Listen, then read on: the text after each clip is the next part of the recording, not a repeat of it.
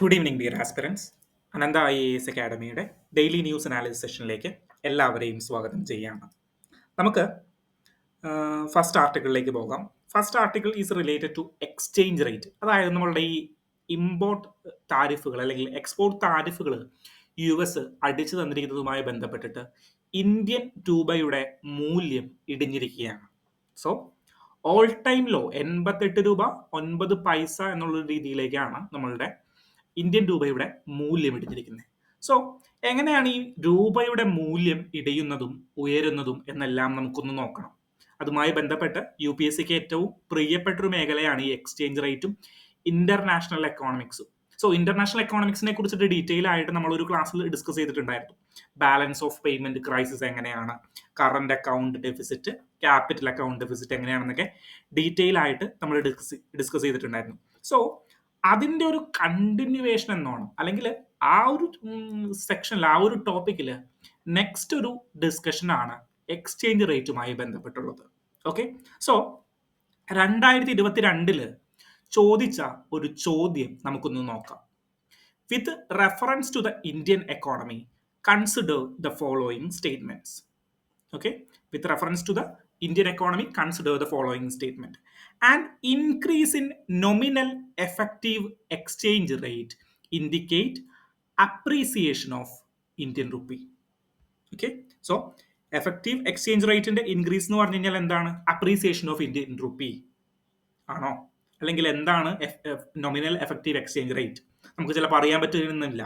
Then second statement, real effective exchange rate നമ്മളുടെ trade കോമ്പറ്റീറ്റീവ്സിനെ കാണിക്കും എന്ന് പറഞ്ഞിട്ടുള്ള ഒരു സ്റ്റേറ്റ്മെന്റ് ആണ്. ഓക്കെ, ദെൻ നീറും റീറും തമ്മിലുള്ള ഒരു ഡിഫറൻസ്, നോമിനൽ എഫക്റ്റീവ് എക്സ്ചേഞ്ച് റേറ്റും റിയൽ എഫക്റ്റീവ് എക്സ്ചേഞ്ച് റേറ്റും തമ്മിലുള്ള ഒരു ഡിഫറൻസിനെ ഇൻഡിക്കേറ്റ് ചെയ്യുന്നതാണ് തേർഡ് സ്റ്റേറ്റ്മെന്റ്. സോ ഇതിലേക്കെല്ലാം നമുക്ക് ഡീറ്റെയിൽ ആയിട്ടൊന്ന് വരണം. ഓക്കെ, സോ ഇങ്ങനെയുള്ള ചോദ്യങ്ങളാണ് UPSC നമ്മളുടെ എക്സ്ചേഞ്ച് റേറ്റ് റിലേറ്റഡ് ആയിട്ട് ഇന്ത്യൻ എക്കോണമിയിൽ നിന്ന് അല്ലെങ്കിൽ ഇന്റർനാഷണൽ എക്കോണമിക് ഭാഗത്ത് നിന്ന് ചോദിക്കാറുണ്ട്. ഓക്കെ, സോ നമുക്ക് ആദ്യം എന്താണ് എക്സ്ചേഞ്ച് റേറ്റ് എന്നുള്ളത് നോക്കണം. ദെൻ എന്താണ് എഫക്റ്റീവ് എക്സ്ചേഞ്ച് റേറ്റ് എന്നുള്ളത് നോക്കണം. ദെൻ എന്താണ് നോമിനൽ എക്സ്ചേഞ്ച് റേറ്റും എന്താണ് റിയൽ എക്സ്ചേഞ്ച് റേറ്റും എന്ന് നോക്കണം. ദെൻ എക്സ്ചേഞ്ച് റേറ്റിനെ അഫക്റ്റ് ചെയ്യുന്ന ഫാക്ടേഴ്സ് എന്തൊക്കെയാണെന്ന് നോക്കണം. സോ ഇത്രയും കാര്യങ്ങൾ നോക്കിക്കഴിഞ്ഞാൽ മാത്രമാണ് ഈ ഒരു ചോദ്യത്തിന് നമുക്ക് ആൻസർ ചെയ്യാനായിട്ട് പറ്റുക. ഈ ചോദ്യത്തിലേക്ക് നമുക്ക് നമ്മുടെ ഡിസ്കഷന് ശേഷം വീണ്ടും വരാം. സോ എന്താണ് എക്സ്ചേഞ്ച് റേറ്റുകൾ? എക്സ്ചേഞ്ച് റേറ്റ് എന്ന് പറഞ്ഞു കഴിഞ്ഞാൽ എന്താണ്? സിംപ്ലി ഒരു കറൻസിയുടെ വാല്യൂ മറ്റൊരു കറൻസിയിലൂടെ നമ്മൾ എക്സ്പ്രസ് ചെയ്യുന്നതിനെയാണ് നമ്മളുടെ എക്സ്ചേഞ്ച് റേറ്റുകൾ എന്ന് പറയുന്നത്. ഓക്കെ, സോ ഒരു കറൻസിയുടെ വാല്യൂ മറ്റൊരു കറൻസിയിൽ എക്സ്പ്രസ് ചെയ്യുന്നു. ഫോർ എക്സാമ്പിൾ പണ്ട് എങ്ങനെയായിരുന്നു? പണ്ട് ബാർട്ടർ സിസ്റ്റം ആയിരുന്നു. ബാർട്ടർ സിസ്റ്റത്തിൽ എങ്ങനെയായിരുന്നു?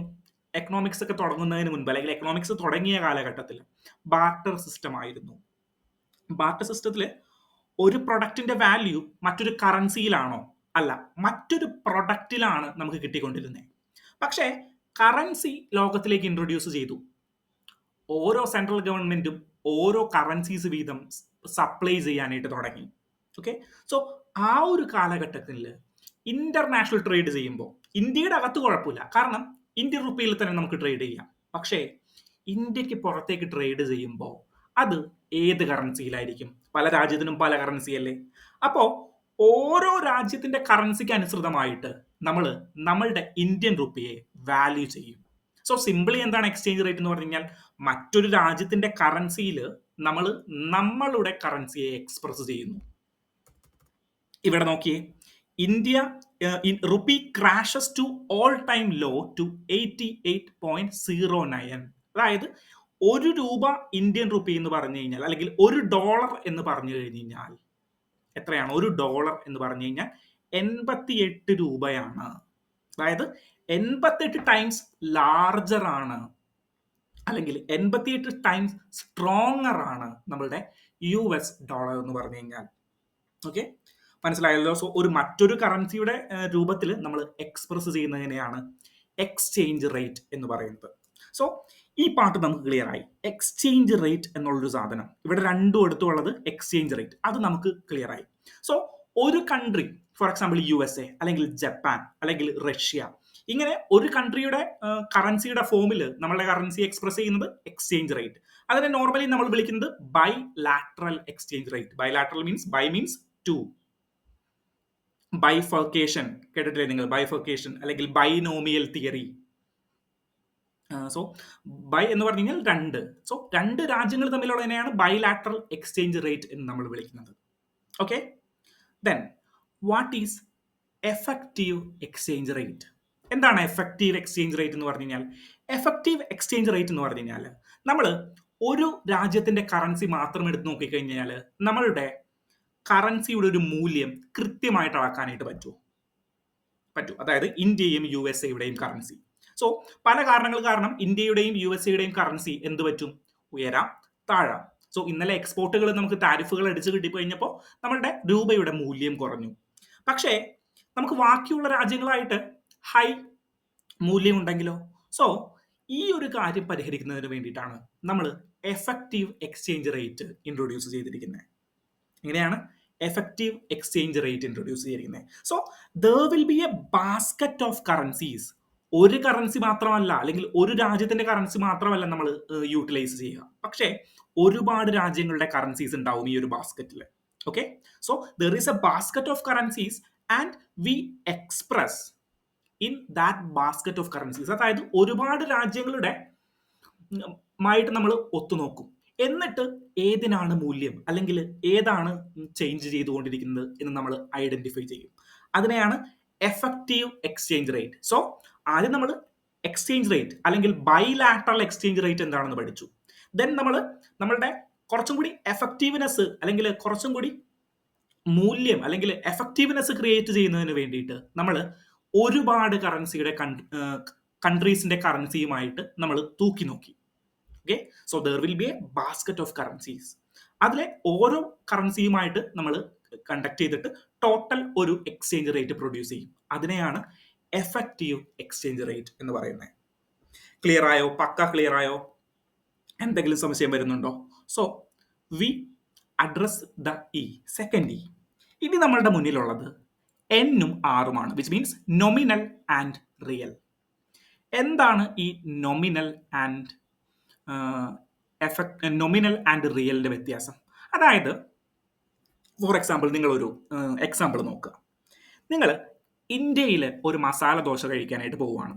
ഇന്ത്യയിലെ ശരവണ ഭവനിൽ, നമ്മളുടെ തിരുവനന്തപുരത്തുള്ള ശരവണ ഭവനിൽ നിങ്ങളൊരു മസാല ദോശ കഴിക്കാനായിട്ട് പോയി. അവിടെ ഒരു മസാല ദോശയ്ക്ക് എത്ര രൂപയായി? 80 രൂപയായി. എത്രയാണ്? 80 രൂപയായി. സോ നിങ്ങൾ ഒരാവശ്യത്തിന് വേണ്ടിയിട്ട് നിങ്ങൾ USA പോയി. USA പോയിട്ട് നിങ്ങൾ USA വഴിയിൽ കൂടി ഇങ്ങനെ നടക്കുമ്പോൾ അവിടെയും ഒരു ശരവണ ഭവൻ. നിങ്ങൾക്ക് സന്തോഷമായി, കാരണം എന്താ? മസാല ദോശ കഴിക്കാം. നിങ്ങൾ നേരെ ശരവണ ഭവനിലേക്ക് കയറിയിട്ട് $1, കാരണം നമ്മളുടെ കണക്ക് പ്രകാരം എങ്ങനെയാണ്? ഏകദേശം 80 രൂപ എന്ന് പറഞ്ഞു കഴിഞ്ഞാൽ $1 ആണ് അല്ലേ? $1 അല്ലേ? സോ നിങ്ങൾ $1 അവിടെ കൊടുത്തിട്ട് പറയാണ്, എനിക്ക് ഒരു മസാല ദോശ വേണം. ഇന്ത്യയിൽ ഉണ്ടാക്കുന്ന ഇതേ ക്വാളിറ്റിയിലുള്ള ഒരു വ്യത്യാസവും ഇല്ലാത്ത ഒരു മസാല ദോശ എനിക്ക് $1 തരണം. തരുമോ? USA ശരവണ ഭവന്റെ മുതലാളി അല്ലെങ്കിൽ ശരവണ ഭവന്റെ ബ്രാഞ്ച് മാനേജർ നിങ്ങൾക്ക് $1 നിങ്ങൾക്ക് മസാല ദോശ തരുമോ? തരില്ല. മിനിമം ഒരു $9 അല്ലെങ്കിൽ $10 എങ്കിലും ഒരു മസാല ദോശ അവിടെ കഴിക്കണമെങ്കിൽ നിങ്ങൾക്ക് ചെലവാകും. അപ്പൊ എങ്ങനെ ശരിയാവും അത്? അതായത് എക്സ്ചേഞ്ച് റേറ്റ് പ്രകാരം എത്രയാണ്? $1 എന്ന് പറഞ്ഞു കഴിഞ്ഞു കഴിഞ്ഞാൽ 80 രൂപയാണ്. അപ്പോ എനിക്ക് 80 രൂപയ്ക്ക് ഇന്ത്യയിൽ വാങ്ങിക്കാൻ പറ്റുന്ന ഒരു മസാല ദോശ എന്തുകൊണ്ട് USA എനിക്ക് $1 വിച്ച് മീൻസ് 80 രൂപയ്ക്ക് വാങ്ങിക്കാൻ പറ്റുന്നില്ല? അവിടെയാണ് പർച്ചേസിംഗ് പവർ പാരിറ്റി അല്ലെങ്കിൽ PPP, പർച്ചേസിംഗ് പവർ പാരിറ്റി എന്ന് പറയുന്ന ഒരു കാര്യം വരുന്നത്. വിച്ച് മീൻസ് എന്താണ്? അതായത് നമ്മളിപ്പോൾ എക്സ്ചേഞ്ച് റേറ്റുകൾ, എഫക്റ്റീവ് എക്സ്ചേഞ്ച് റേറ്റുകളുടെ കാര്യത്തിൽ പറഞ്ഞു കഴിഞ്ഞാലും ഒരു രാജ്യത്തിന് വില കൂടുതലായിരിക്കും. വിച്ച് മീൻസ് അമേരിക്കയിലെ ഉള്ളിയുടെ വില ആയിരിക്കില്ല ഇന്ത്യയിലെ ഉള്ളിയുടെ വില. അമേരിക്കയിലെ ഉഴുന്നിന്റെ വിലയായിരിക്കില്ല ഇന്ത്യയുടെ ഉഴുന്നിന്റെ വില. സോ പർച്ചേസിംഗ് പവർ എവിടെ കൂടുതലായിരിക്കും? ഇന്ത്യയിൽ കൂടുതലായിരിക്കും. ഇന്ത്യയിൽ കുറഞ്ഞ പൈസയ്ക്ക് കൂടുതൽ സാധനങ്ങൾ കിട്ടും. പക്ഷേ അമേരിക്കയിൽ അങ്ങനെ ആയിരിക്കണം എന്നില്ല. മനസ്സിലായോ? സോ ഈ ഒരു പ്രോബ്ലം അഡ്രസ്സ് ചെയ്യുന്നതിന് വേണ്ടിയിട്ടാണ് നമ്മൾ real exchange effective exchange rate introduce ചെയ്തത്. Okay, so real exchange rate എന്തിനെയാണ്? പർച്ചേസിംഗ് പവർ പാരിറ്റി അല്ലെങ്കിൽ പ്രൈസിനെ. വിച്ച് മീൻസ് ഈ പ്രൈസ് ചേഞ്ച് ആകുന്നു എന്ന് പറഞ്ഞു കഴിഞ്ഞാൽ ഓട്ടോമാറ്റിക്കലി നിങ്ങളുടെ മനസ്സിലേക്ക് എന്താണ് വരുന്നത്? ഇൻഫ്ലേഷൻ അല്ലേ? സോ ഇൻഫ്ലേഷനെ അക്കോമഡേറ്റ് ചെയ്യുന്നത് ഏതിലാണ്? റിയൽ എഫക്റ്റീവ് എക്സ്ചേഞ്ച് റേറ്റിലാണ്. ഓക്കെ, നൊമിനൽ എക്സ്ചേഞ്ച് റേറ്റ് എന്ന് പറഞ്ഞാൽ, നൊമിനൽ എഫക്റ്റീവ് എക്സ്ചേഞ്ച് റേറ്റ് എന്ന് പറഞ്ഞു കഴിഞ്ഞാൽ എന്താണ്? നമ്മളുടെ ഇൻഫ്ലേഷനെ അക്കോമഡേറ്റ് ചെയ്യുന്നില്ല, ഇൻഫ്ലേഷൻ നേരെ കണ്ണടയ്ക്കുന്നു. Which means nominal effective exchange rate പ്രകാരം എനിക്ക് 80 രൂപയ്ക്ക് കിട്ടുന്ന ഒരു മസാല ദോശ USA പോയി കഴിഞ്ഞ് കഴിഞ്ഞാൽ $1 കിട്ടണം. പക്ഷേ അത് $1 കിട്ടാത്തതിന്റെ കാരണം, $1 പകരം മിനിമം ഒരു $9-10 കൊടുക്കുന്നതിന്റെ കാരണം എന്താ? Which is called the purchasing power parity. ഇന്ത്യയിൽ പർച്ചേസിംഗ് പവർ പാരിറ്റി കൂടുതലാണ്. അതുകൊണ്ടാണ് നമുക്ക് കുറഞ്ഞ പൈസയ്ക്ക് കൂടുതൽ സാധനങ്ങൾ കിട്ടുന്നത്. മനസ്സിലായോ? സോ എന്താണ് ഇതിന്റെ അടിസ്ഥാനം? ഈ പർച്ചേസിംഗ് പവർ പാരിറ്റിയുടെ അടിസ്ഥാനം പ്രൈസ് ആണ്. ഇന്ത്യയിലെ ഉള്ളിയുടെ വിലയല്ല അമേരിക്കയിലെ ഉള്ളിയുടെ വില. അമേരിക്കയിലെ ഉള്ളിയുടെ വില കൂടുതലാണ്. ദെൻ ലേബർ കൂടുതലാണ്.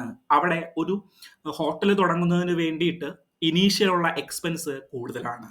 ഇതെല്ലാം കൂടുതലാണ് എന്ന് പറഞ്ഞു കഴിഞ്ഞാൽ നോർമലി അത് ഇൻഡിക്കേറ്റ് ചെയ്യുന്നത് എന്തിലേക്കാണ്? പ്രൈസിന്റെ ജനറൽ പ്രൈസ് ലെവൽ ഇൻക്രീസ് ചെയ്യുന്നു. കൊമോഡിറ്റിയുടെ ജനറൽ പ്രൈസ് ലെവൽ ഇൻക്രീസ് ചെയ്യുന്നു.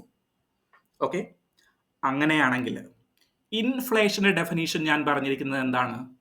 മുന്നത്തെ ക്ലാസ്സുകളിൽ എന്താ ഇൻഫ്ലേഷന്റെ ഡെഫിനീഷൻ പറഞ്ഞ് ഓർക്കുന്നുണ്ടോ? ഒരു 10ാം ക്ലാസ്സിലെ കുട്ടി നിങ്ങളോട് വന്ന് ചോദിച്ചു കഴിഞ്ഞാൽ എന്താണ് ഇൻഫ്ലേഷൻ എന്ന് ചോദിച്ചു കഴിഞ്ഞാൽ നിങ്ങൾ കണ്ണും അടച്ച് പറയേണ്ട ഡെഫിനേഷൻ എന്താണ്? Rise in general price level. Connection വന്നോ? ഈ rise in general price level എന്ന് പറഞ്ഞു കഴിഞ്ഞാൽ it is indicating that inflation. So real effective exchange rate take into consideration of inflation or simply purchasing power parity. Purchasing power ആർക്കാണ് വാങ്ങാനായിട്ട് അല്ലെങ്കിൽ purchase ചെയ്യാനായിട്ടുള്ള power എവിടെയാണ് കൂടുതൽ? ഇന്ത്യൻ റുപ്പിക്കാണ് കൂടുതൽ അല്ലെങ്കിൽ ഇന്ത്യയിലാണ് കൂടുതൽ. ഓക്കെ, സോ അതുകൊണ്ടാണ് നമ്മൾ ഈ നീർ എന്ന് പറഞ്ഞു കഴിഞ്ഞാൽ നോർമലി നൊമിനൽ നമ്മളുടെ ഇൻഫ്ലേഷൻ അല്ലെങ്കിൽ പർച്ചേസിംഗ് പവർ പാരിറ്റിയെ നമ്മൾ കണക്കാക്കുന്നില്ല അല്ലെങ്കിൽ നമ്മൾ യൂട്ടിലൈസ് ചെയ്യുന്നില്ല. The weighted average of bilateral nominal exchange rate of a domestic currency in terms of foreign currencies. Okay, so കൃത്യമായിട്ട് മനസ്സിലായോ എന്താണ് ഈ റിയൽ എഫക്റ്റീവ് എക്സ്ചേഞ്ച് റേറ്റ് എന്താണ്, ദെൻ നൊമിനൽ എഫക്റ്റീവ് എക്സ്ചേഞ്ച് റേറ്റ് എന്താണ് എന്നുള്ളത്? ഓക്കെ, സോ ഒന്നും കൂടി പറയാം. നമ്മളുടെ എക്സ്ചേഞ്ച് റേറ്റ് നമ്മൾ ആദ്യം ഇവിടെ നിന്നാ പോയേ, 6ൽ നിന്ന് എന്നിലേക്ക് അങ്ങോട്ട് പോയി. റേറ്റ് എന്ന് പറഞ്ഞു കഴിഞ്ഞാൽ ₹1 മൂല്യം. സോ റേറ്റിനെ നമ്മൾ ഡിഫൈൻ ചെയ്തു. ദെൻ എക്സ്ചേഞ്ച് റേറ്റിനെ നമ്മൾ ഡിഫൈൻ ചെയ്തു. എക്സ്ചേഞ്ച് റേറ്റ് എന്ന് പറഞ്ഞാൽ എന്താണ്? മറ്റൊരു കൺട്രിയുടെ കറൻസിയിൽ നമ്മൾ നമ്മളുടെ കറൻസിയെ എക്സ്പ്രസ് ചെയ്യുന്നു. ഫോർ എക്സാമ്പിൾ $ഡോളറിൽ ഇന്ത്യൻ രൂപയെ നമ്മൾ എക്സ്പ്രസ് ചെയ്യുന്നു. $ഡോളറിൽ മാത്രമാണോ എക്സ്പ്രസ് ചെയ്യാൻ പറ്റുക? അല്ല, നമുക്ക് വേണമെങ്കിൽ യെനിൽ എക്സ്പ്രസ് ചെയ്യാം, ജപ്പാന്റെ യെനിൽ എക്സ്പ്രസ് ചെയ്യാം, റുബിക്കിൽ എക്സ്പ്രസ് ചെയ്യാം, അല്ലെങ്കിൽ പൗണ്ടിൽ എക്സ്പ്രസ് ചെയ്യാം, അല്ലെങ്കിൽ യൂറോയിൽ എക്സ്പ്രസ് ചെയ്യാം. ഇതിൽ എല്ലാത്തിലും എക്സ്പ്രസ് ചെയ്യാനായിട്ട് നമുക്ക് പറ്റും. ഓക്കെ, സോ അങ്ങനെ മറ്റൊരു കൺട്രിയുടെ കറൻസിയിൽ നമ്മൾ ഇന്ത്യൻ കറൻസി എക്സ്പ്രസ് ചെയ്യുന്നതിനെയാണ് എക്സ്ചേഞ്ച് റേറ്റ് എന്ന് പറയുന്നത്. ദെൻ അപ്പൊ എനിക്ക് സംശയം വന്നു, എന്താണ് എഫക്റ്റീവ് എക്സ്ചേഞ്ച് റേറ്റ്? സോ ഒരു കൺട്രിയുടെ കറൻസിയിൽ മാത്രം നമ്മളുടെ കറൻസി എക്സ്പ്രസ് ചെയ്ത് കഴിഞ്ഞ് കഴിഞ്ഞാൽ അത് എഫക്റ്റീവ് ആകുമോ? അപ്പൊ ഞാൻ പറഞ്ഞു, അല്ലെങ്കിൽ എനിക്ക് സംശയമായി, എഫക്റ്റീവ് ആകുമോ? അത് എഫക്റ്റീവ് ആകാനായിട്ട് സാധ്യതയില്ല. കാരണം എന്താണ്? ആ കൺട്രിയുമായിട്ടുള്ള ബന്ധങ്ങൾ ഉടയുന്നതിനനുസരിച്ച് നമ്മളുടെ ബൈലാറ്ററൽ എക്സ്ചേഞ്ച് റേറ്റ് കൂടാനും കുറയാനായിട്ടൊക്കെ സാധ്യതയുണ്ട്. പക്ഷേ ബാക്കിയുള്ള കൺട്രീസ് ആയിട്ട് നമുക്ക് നല്ല ബന്ധങ്ങളായിരിക്കാം. അപ്പോൾ ഒരു കൺട്രിയുടെ മാത്രം എടുത്തു കഴിഞ്ഞാൽ നമുക്ക് കൃത്യമായിട്ടുള്ളൊരു മൂല്യം കിട്ടണം എന്നില്ല. അതുകൊണ്ട് നമ്മൾ എന്ത് ക്രിയേറ്റ് ചെയ്തു? Effective exchange rate. നമ്മളൊരു ബാസ്ക്കറ്റ് ക്രിയേറ്റ് ചെയ്തു. നമ്മളൊരു ബാസ്ക്കറ്റിൽ എല്ലാ കറൻസിയുടെ വാല്യൂവും നമ്മൾ ഇട്ടു. എന്നിട്ട് എന്ത് പറഞ്ഞു? ഒരു കൺട്രിയുടെ മാത്രമല്ല, എല്ലാ കൺട്രീസുമായിട്ട് അനലൈസ് ചെയ്തിട്ട് എന്ത് ചെയ്യണം? മൂല്യം നിർണ്ണയിക്കണം. ഓക്കെ, അതിനെയാണ് എഫക്റ്റീവ് എക്സ്ചേഞ്ച് റേറ്റ് എന്ന് പറയുന്നത്. Then what is nominal effective exchange rate? Nominal effective exchange rate എന്ന് പറഞ്ഞു കഴിഞ്ഞാൽ സിംപിളി നമ്മളുടെ പർച്ചേസിംഗ് പവർ പാരിറ്റി അല്ലെങ്കിൽ ഇൻഫ്ലേഷനെ അക്കോമഡേറ്റ് ചെയ്യുന്നില്ല, ഇൻഫ്ലേഷനെ ഫൊഗോട്ട് ചെയ്ത് കളയുന്നു. സോ ഇൻഫ്ലേഷനെ ഫൊഗോട്ട് ചെയ്ത് കളഞ്ഞു കഴിഞ്ഞാൽ എന്ത് സംഭവിക്കും? ഇൻഫ്ലേഷനെ ഫൊർഗോട്ട് ചെയ്ത് കളഞ്ഞു കഴിഞ്ഞാൽ അല്ലെങ്കിൽ പർച്ചേസിംഗ് പവർ പാരിറ്റിയെ കൺസിഡർ ചെയ്യാണ്ട് നൊമിനൽ ആയിട്ട് നോക്കിക്കഴിഞ്ഞു കഴിഞ്ഞാൽ എന്താണ്? ഇന്ത്യയിലെ ശരവണ ഭവനിൽ കിട്ടുന്ന 80 രൂപയുടെ മസാല ദോശ എനിക്ക് അതിന് സമാനമായിട്ടുള്ള $US കൊടുത്ത് വാങ്ങിക്കാനായിട്ട് പറ്റണം. അതായത് $1 കൊടുത്തിട്ട് എനിക്ക് വാങ്ങിക്കാനായിട്ട് പറ്റണം. പക്ഷേ അത് നടക്കുന്നില്ല. അപ്പോൾ ഞാൻ എന്ത് ചെയ്യണം? എനിക്ക് എക്സ്റ്റേണൽ ഫാക്ടേഴ്സ് ആയിട്ടുള്ള പ്രൈസ് അല്ലെങ്കിൽ റിലേഷൻസ്, പർച്ചേസിംഗ് പവർ, അങ്ങനെയുള്ള കാര്യങ്ങളെല്ലാം എനിക്ക് അക്കോമഡേറ്റ് ചെയ്യണം. അങ്ങനെ അക്കോമഡേറ്റ് ചെയ്യുന്ന പുതിയ ഒരു എക്സ്ചേഞ്ച് റേറ്റ് ആണ് real effective exchange rate. Okay, so ഇത് പ്രകാരം എന്താണ്? എൻ്റെ ഇൻഫ്ലേഷൻ കൂടി അഡ്ജസ്റ്റ് ചെയ്ത് പോകുന്നുണ്ട്. ഓക്കെ ആണോ? റിയൽ എഫക്റ്റീവ് എക്സ്ചേഞ്ച് റേറ്റ് എന്താണെന്നുള്ളത് ഓക്കെ ആണോ? Okay, so which is the effective, most effective ആയിട്ടുള്ള ഇതിലെ എക്സ്ചേഞ്ച് റേറ്റ് ഏതാണ്? Definitely real effective exchange rate ആണ്. കാരണം എന്താണ്? ഇൻഫ്ലേഷനെ അക്കോമഡേറ്റ് ചെയ്ത് പോകുന്നു.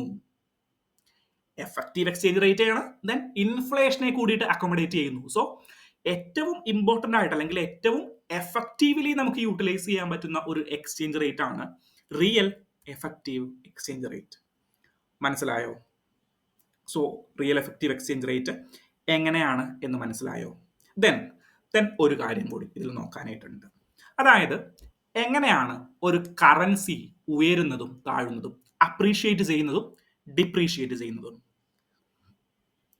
രണ്ട് രീതിയിലാണ്. കറൻസിയും നമ്മുടെ പാളയം മാർക്കറ്റിൽ എങ്ങനെയാണ് പ്രൈസ് ഡിറ്റർമിൻ ചെയ്യുന്നത്? ഓക്കെ, പാളയം മാർക്കറ്റിൽ നമ്മളുടെ 1/2 കിലോ അയിലയുടെ പ്രൈസ് എങ്ങനെയാണ് ഡിറ്റർമൈൻ ചെയ്യുന്നത്? Demand and supply. നമുക്ക് എല്ലാവർക്കും അറിയാം, എക്കണോമിക്സ് പഠിച്ചിട്ടില്ലാത്തവർക്കും പഠിച്ചവർക്കും അറിയാൻ പറ്റുന്ന ഒരു കാര്യം ഡിമാൻഡും സപ്ലൈയുമാണ് നമ്മളുടെ മാർക്കറ്റിനെ ഡിറ്റർമൈൻ ചെയ്യുന്ന കാര്യങ്ങൾ.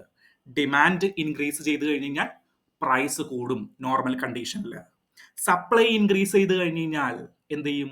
പ്രൈസ് കുറയും. ഓക്കെ, സോ എക്സ്ചേഞ്ച് റേറ്റിലും അല്ലെങ്കിൽ കറൻസിയുടെ കാര്യത്തിലും നമുക്ക് എന്ത് ചെയ്യാം? മാർക്കറ്റ് കണ്ടീഷൻസിനെ ആപ്ലിക്കബിൾ ചെയ്യാം. അതിനെയാണ് ഫ്ലെക്സിബിൾ എക്സ്ചേഞ്ച് റേറ്റ് എന്ന് പറയുന്നത്. ഓക്കെ, അതിനെയാണ് ഫ്ലെക്സിബിൾ എക്സ്ചേഞ്ച് റേറ്റ് എന്ന് പറയുന്നത്. ഫ്ലെക്സിബിൾ എക്സ്ചേഞ്ച് റേറ്റ് എന്ന് പറഞ്ഞാൽ മാർക്കറ്റ്, വിച്ച് മീൻസ് ലോകത്തുള്ളവര് കൂടുതൽ ഇന്ത്യൻ റുപ്പി ഡിമാൻഡ് ചെയ്ത് കഴിഞ്ഞ് കഴിഞ്ഞാൽ, എന്ത് സംഭവിക്കും? ഇന്ത്യയുടെ രൂപയുടെ മൂല്യം, സോ ഇന്ത്യയുടെ എക്സ്ചേഞ്ച് റേറ്റ് അല്ലെങ്കിൽ ഇന്ത്യയുടെ രൂപയുടെ മൂല്യം ഇൻക്രീസ് ചെയ്യും. So it is called appreciation of Indian rupee. Okay, appreciation of Indian rupee. Then കൂടുതൽ ആളുകൾ ഇന്ത്യൻ റുപ്പിയെ ഡിമാൻഡ് ചെയ്തില്ല, വേറെ ഏതെങ്കിലും കറൻസിയാണ് പ്രിഫർ ചെയ്യുന്നത്. ഓക്കെ, സോ വേറെ ഏതെങ്കിലും കറൻസിയാണ് പ്രിഫർ ചെയ്യുന്നത്. അങ്ങനെയാണെങ്കിൽ എന്ത് സംഭവിക്കും? Depreciation of Indian rupee. Okay, so demand സൈഡിൽ നിന്ന് നോക്കിക്കഴിഞ്ഞ് കഴിഞ്ഞാൽ രണ്ട് കാരണങ്ങൾ, അപ്രീസിയേഷനും ഡിപ്രീസിയേഷനും സംഭവിക്കാം. അത് മാത്രമേ സംഭവിക്കുള്ളൂ. അല്ലെങ്കിൽ ഇങ്ങനെയാണോ നമ്മളുടെ എക്സ്ചേഞ്ച് റേറ്റുകളുടെ ടൈപ്പുകൾ ഉള്ളത്? അല്ല. നമ്മളുടെ ചില രാജ്യങ്ങൾ അവർ ഈ മാർക്കറ്റ് ഓറിയന്റഡ് ആയിട്ടല്ല എക്സ്ചേഞ്ച് റേറ്റുകൾ തീരുമാനിക്കുന്നത്. ഫോർ എക്സാമ്പിൾ ചൈന പലപ്പോഴും, China fully fixed exchange rate എന്നല്ല, ചൈന പലപ്പോഴും അവരുടെ എക്സ്ചേഞ്ച് റേറ്റ് തീരുമാനിക്കുന്നത് അവരുടെ രാജ്യമാണ്. അതായത് ചൈന അങ്ങോട്ട് നേരിട്ട് വന്നിട്ട് പറയും, ചൈനയുടെ എക്സ്ചേഞ്ച് റേറ്റ് അല്ലെങ്കിൽ ചൈനയുടെ കറൻസിയുടെ മൂല്യം എന്താണ്? ഇത്ര രൂപയാണ്, ഡോളറുമായിട്ട് ഇത്ര രൂപയാണ് അല്ലെങ്കിൽ ഇത്ര കറൻസിയാണ് എന്ന് അവരങ്ങോട്ട് പ്രഖ്യാപിക്കും. ഓക്കെ, സോ അങ്ങനെ ഗവൺമെന്റ് പ്രഖ്യാപിക്കുന്നത് അല്ലെങ്കിൽ ഒരു സെൻട്രൽ ബാങ്ക് പ്രഖ്യാപിക്കുന്ന, അതർ ദാൻ നമ്മളുടെ ഡിമാൻഡ് ആൻഡ് സപ്ലൈ അല്ലാണ്ട് central bank exchange rate determine ചെയ്യുന്നതിനെ നമ്മൾ എന്താ വിളിക്കുക? ഫിക്സഡ് എക്സ്ചേഞ്ച് റേറ്റ് എന്നാ വിളിക്കുക. Okay, so fixed exchange rate എന്ന് പറഞ്ഞാൽ അതർ ദാൻ മാർക്കറ്റ് സപ്ലൈ, ഡിമാൻഡും സപ്ലൈയും അല്ലാണ്ട് നമ്മളുടെ ഗവൺമെന്റ് ഡിറ്റർമൈൻ ചെയ്യുന്നതിനെയാണ് ഫിക്സഡ് എക്സ്ചേഞ്ച് റേറ്റ് എന്ന് വിളിക്കുക. Okay. Then managed floating rate എന്ന് പറയുന്ന ഒരു സിസ്റ്റം ഉണ്ട്. പലപ്പോഴും ഇന്ത്യ പോലെയുള്ള രാജ്യങ്ങളും മിക്ക രാജ്യങ്ങളും ഫോളോ ചെയ്യുന്ന ഒരു സിസ്റ്റമാണ് ഹൈബ്രിഡ് സിസ്റ്റം. അതായത് ഒരു പരിധി വരെ നമ്മൾ എന്ത് ചെയ്യില്ല, ഗവൺമെന്റ് ഇടപെടില്ല, മാർക്കറ്റ് തന്നെ തീരുമാനിക്കട്ടെ. പക്ഷേ ഒരു പരിധിയിൽ കൂടുതൽ നമ്മളുടെ കറൻസി താഴേക്ക് പോയി കഴിഞ്ഞാൽ, വിച്ച് മീൻസ് ഡിപ്രീഷിയേറ്റ് ആയി കഴിഞ്ഞു കഴിഞ്ഞാൽ നമ്മൾ എന്ത് ചെയ്യും, ഗവൺമെന്റ് മാർക്കറ്റിൽ ഇടപെടും. എങ്ങനെയാണ് ഗവൺമെന്റ് മാർക്കറ്റിൽ ഇടപെടുക? ഫോർ എക്സാമ്പിൾ, ഇന്ത്യയുടെ രൂപ ഇവിടെ നോക്കിയേ, ഇന്ത്യയുടെ രൂപ 88 രൂപയായി. നോർമലി 2 വർഷമൊക്കെ മുന്നേ 80 രൂപയേ ഉണ്ടായിരുന്നുള്ളൂ, ഇപ്പൊ അത് 88 രൂപയായി. സോ കറൻസി മാർക്കറ്റിന്റെ അടിസ്ഥാനത്തിൽ ഡിപ്രീഷിയേറ്റ് ചെയ്തു എന്ന് നമ്മൾ പറയും. അപ്രീഷിയേറ്റ് അല്ല, ഡിപ്രീഷിയേറ്റ് ചെയ്തു. രൂപയുടെ മൂല്യം കുറഞ്ഞു. അത് നമ്മളുടെ സെൻട്രൽ ബാങ്ക് കുറച്ചതാണോ? അല്ല. അപ്പൊ അതിന് നമ്മൾ എന്ത് വിളിക്കും? ഫ്ലെക്സിബിൾ എക്സ്ചേഞ്ച് റേറ്റ് പ്രകാരം ഇന്ത്യൻ രൂപയുടെ മൂല്യം കുറഞ്ഞു. ഓക്കെ, സോ ഇന്ത്യൻ രൂപയുടെ മൂല്യം കുറഞ്ഞു. ദെൻ ഇന്ത്യൻ രൂപയുടെ മൂല്യം ഒരു പരിധിയിൽ കുറഞ്ഞു കഴിഞ്ഞാൽ, വിച്ച് മീൻസ് ഒരു 100 രൂപയായി, അല്ലെങ്കിൽ $1 100 രൂപ എന്ന കണക്കിൽ നമ്മളുടെ ബൈലാറ്ററൽ എക്സ്ചേഞ്ച് റേറ്റ് മാറി. നിങ്ങൾക്ക് എന്താണെന്നറിയാം ബൈലാറ്ററൽ എക്സ്ചേഞ്ച് റേറ്റ്? ഒരു കറൻസിയുടെ വാല്യൂ മറ്റൊരു രാജ്യത്തിന്റെ കറൻസിയുടെ വാല്യൂവിൽ എക്സ്പ്രസ് ചെയ്യുന്നു. സോ ബൈലാറ്ററൽ എക്സ്ചേഞ്ച് റേറ്റ് 100 രൂപയായി, $1 100 രൂപയായി. സോ ഹൈലി ഡിപ്രീഷിയേറ്റ് ആയി. നമ്മൾ എന്ത് ചെയ്യും? ഗവൺമെന്റ് അവിടെ ഇടപെടും, അല്ലെങ്കിൽ സെൻട്രൽ ബാങ്ക് ഇടപെടും. സെൻട്രൽ ബാങ്ക് എങ്ങനെ ഇടപെടും? നിങ്ങളൊന്ന് ചിന്തിച്ചു നോക്കിയേ, സെൻട്രൽ ബാങ്ക് എന്ത് ചെയ്യും?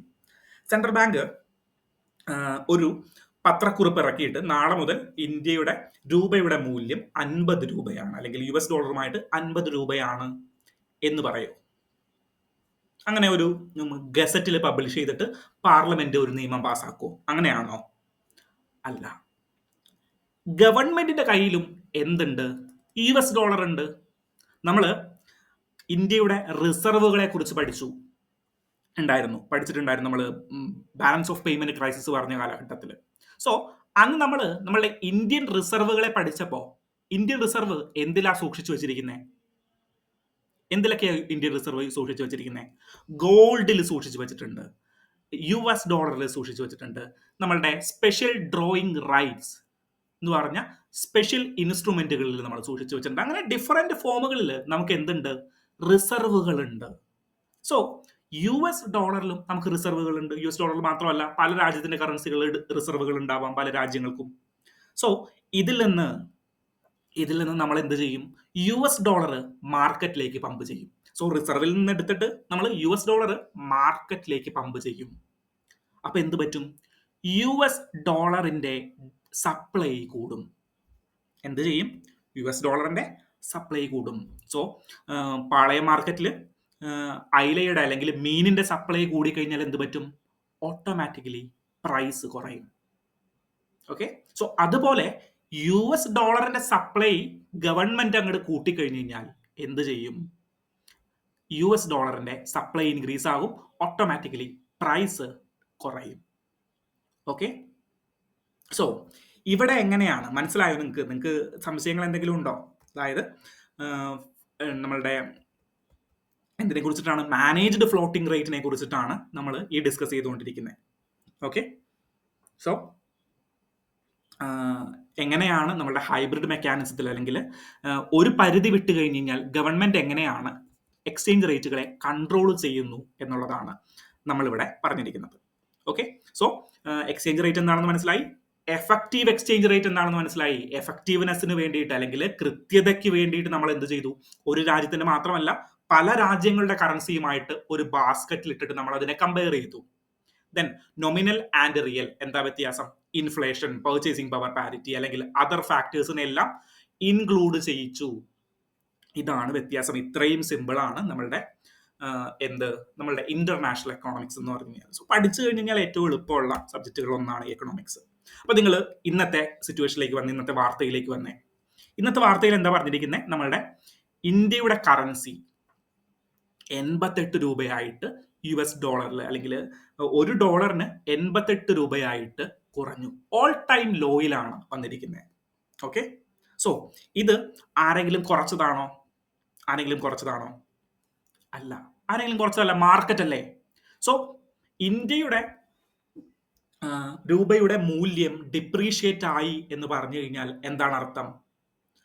ഡോളറിന്റെ ഡിമാൻഡ് ഇൻക്രീസ് ചെയ്തു, വിച്ച് മീൻസ് ഡോളർ കൂടുതൽ ആളുകൾ വാങ്ങിക്കാനായിട്ട് തുടങ്ങി, അല്ലെങ്കിൽ കൂടുതൽ ആളുകൾ ഡിമാൻഡ് ചെയ്യാനായിട്ട് തുടങ്ങി. ഇന്ത്യൻ രൂപ ഡിമാൻഡ് ചെയ്യുന്നത് കുറഞ്ഞു.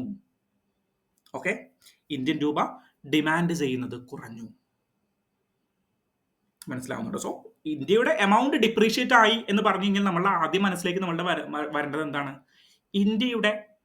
ഇന്ത്യൻ രൂപയുടെ ഡിമാൻഡ് കുറഞ്ഞു, അതുകൊണ്ടാണ് എക്സ്ചേഞ്ച് റേറ്റുകൾ ഡിപ്രീഷിയേറ്റ് ആയത്. സോ ഡോളറാണ് ആളുകൾ കൂടുതൽ ഡിമാൻഡ് ചെയ്യുന്നത്. സോ ഈ ഡിമാൻഡിനെ നമുക്ക് തകർക്കാനായിട്ട് എന്ത് ചെയ്യും? ഡിമാൻഡ് ഇൻക്രീസ് ചെയ്യുമ്പോൾ എന്ത് പറ്റും? പ്രൈസ് ഓട്ടോമാറ്റിക്കലി ഇൻക്രീസ് ചെയ്യും. നമ്മുടെ പാളയം മാർക്കറ്റിലും അത് തന്നെയാണ് സംഭവിക്കുന്നത്, ഇന്റർനാഷണൽ മാർക്കറ്റിലും എക്സ്ചേഞ്ച് റേറ്റിന്റെ കാര്യത്തിലും അത് തന്നെയാണ് സംഭവിക്കുന്നത്. സോ ഒരു പരിധി വിട്ട് ഈ ഡിമാൻഡ് ഇൻക്രീസ് ചെയ്ത് കഴിഞ്ഞ് കഴിഞ്ഞാൽ എന്തിടപെടും? ആരിടപെടും? നോർമലി ഗവൺമെന്റ് ഇടപെടാറില്ല, പക്ഷെ ഒരു പരിധി വിട്ട് കഴിഞ്ഞ് കഴിഞ്ഞാൽ ഗവൺമെന്റ് ഇടപെടും. ഗവൺമെന്റ് എന്ത് ചെയ്യും? ഈ ഡിമാൻഡ് കുറയ്ക്കണം. സോ നമ്മൾ എന്ത് ചെയ്യും? കൂടുതൽ മണി എക്കോണമിയിലേക്ക്, വിച്ച് മീൻസ് ഡോളേഴ്സ് എക്കോണമിയിലേക്ക് പമ്പ് ചെയ്യും. സോ കൂടുതൽ സപ്ലൈ ഡോളർ നമ്മളുടെ എക്കോണമിയിലേക്ക് വന്നു കഴിഞ്ഞാൽ ഡിമാൻഡ് കുറയുകയും ഓട്ടോമാറ്റിക്കലി പ്രൈസ് ഡിപ്രീഷിയേറ്റ് ആവുകയും ചെയ്യും. ഓക്കെ, സോ ഇങ്ങനെയാണ് മിക്സഡ് ഫ്ലോട്ടിംഗ് അല്ലെങ്കിൽ മാനേജ്ഡ് ഫ്ലോട്ടിംഗ് നടക്കുന്നത്. ഓക്കെ, സോ ഇനി ഇവിടെ ഞാൻ പറയാൻ വിട്ടുപോയ ഒരു കാര്യം, ഇവിടെ ഫ്ലെക്സിബിൾ മാർക്കറ്റ് ഡിറ്റർമൈൻ ചെയ്യുമ്പോൾ അതിനെ ഡിപ്രീസിയേഷൻ എന്നും അപ്രീസിയേഷൻ എന്നും വിളിക്കും. മാർക്കറ്റ് ഡിമാൻഡിന്റെയും സപ്ലൈയുടെയും ബേസിസിൽ ഡിപ്രീഷിയേറ്റ് ചെയ്യുന്നു, അപ്രീഷിയേറ്റ് ചെയ്യുന്നു. അതിനെ ഡിപ്രീസിയേഷൻ എന്നും അപ്രീസിയേഷൻ എന്നും വിളിക്കും. സോ ഗവൺമെന്റ് ആണ് അതിനെ നടത്തുന്നതെങ്കിൽ, ഗവൺമെന്റ് ആണ് എക്സ്ചേഞ്ച് റേറ്റുകളെ തീരുമാനിക്കുന്നതെങ്കിൽ അതിനെ ഡീവാലുവേഷൻ എന്നും റീവാലുവേഷൻ എന്നും വിളിക്കും. ഓക്കെ, സോ ഗവൺമെന്റ് ആണ് നടത്തുന്നതെങ്കിൽ അതിനെ ഡീവാലുവേഷൻ എന്നും റീവാലുവേഷൻ എന്നും വിളിക്കും. ഓക്കെ, സോ ഇന്ത്യൻ കറൻസി എപ്പോഴെങ്കിലും ഡീവാല്യൂ ചെയ്തിട്ടുണ്ടോ? ഉണ്ട്. 1991 പല കാലഘട്ടങ്ങളിൽ ഇന്ത്യൻ കറൻസി ഡീവാല്യൂ ചെയ്തിട്ടുണ്ട്. നമ്മളുടെ liberalisation, privatisation, globalisation, economic crisis of 1991 നടന്നപ്പോൾ നമ്മളുടെ കറൻസി ഡീവാല്യൂ ചെയ്തിട്ടുണ്ട്. കാരണം എന്തിനു വേണ്ടിയിട്ടാണ് ഡീവാല്യൂ ചെയ്യുന്നത്?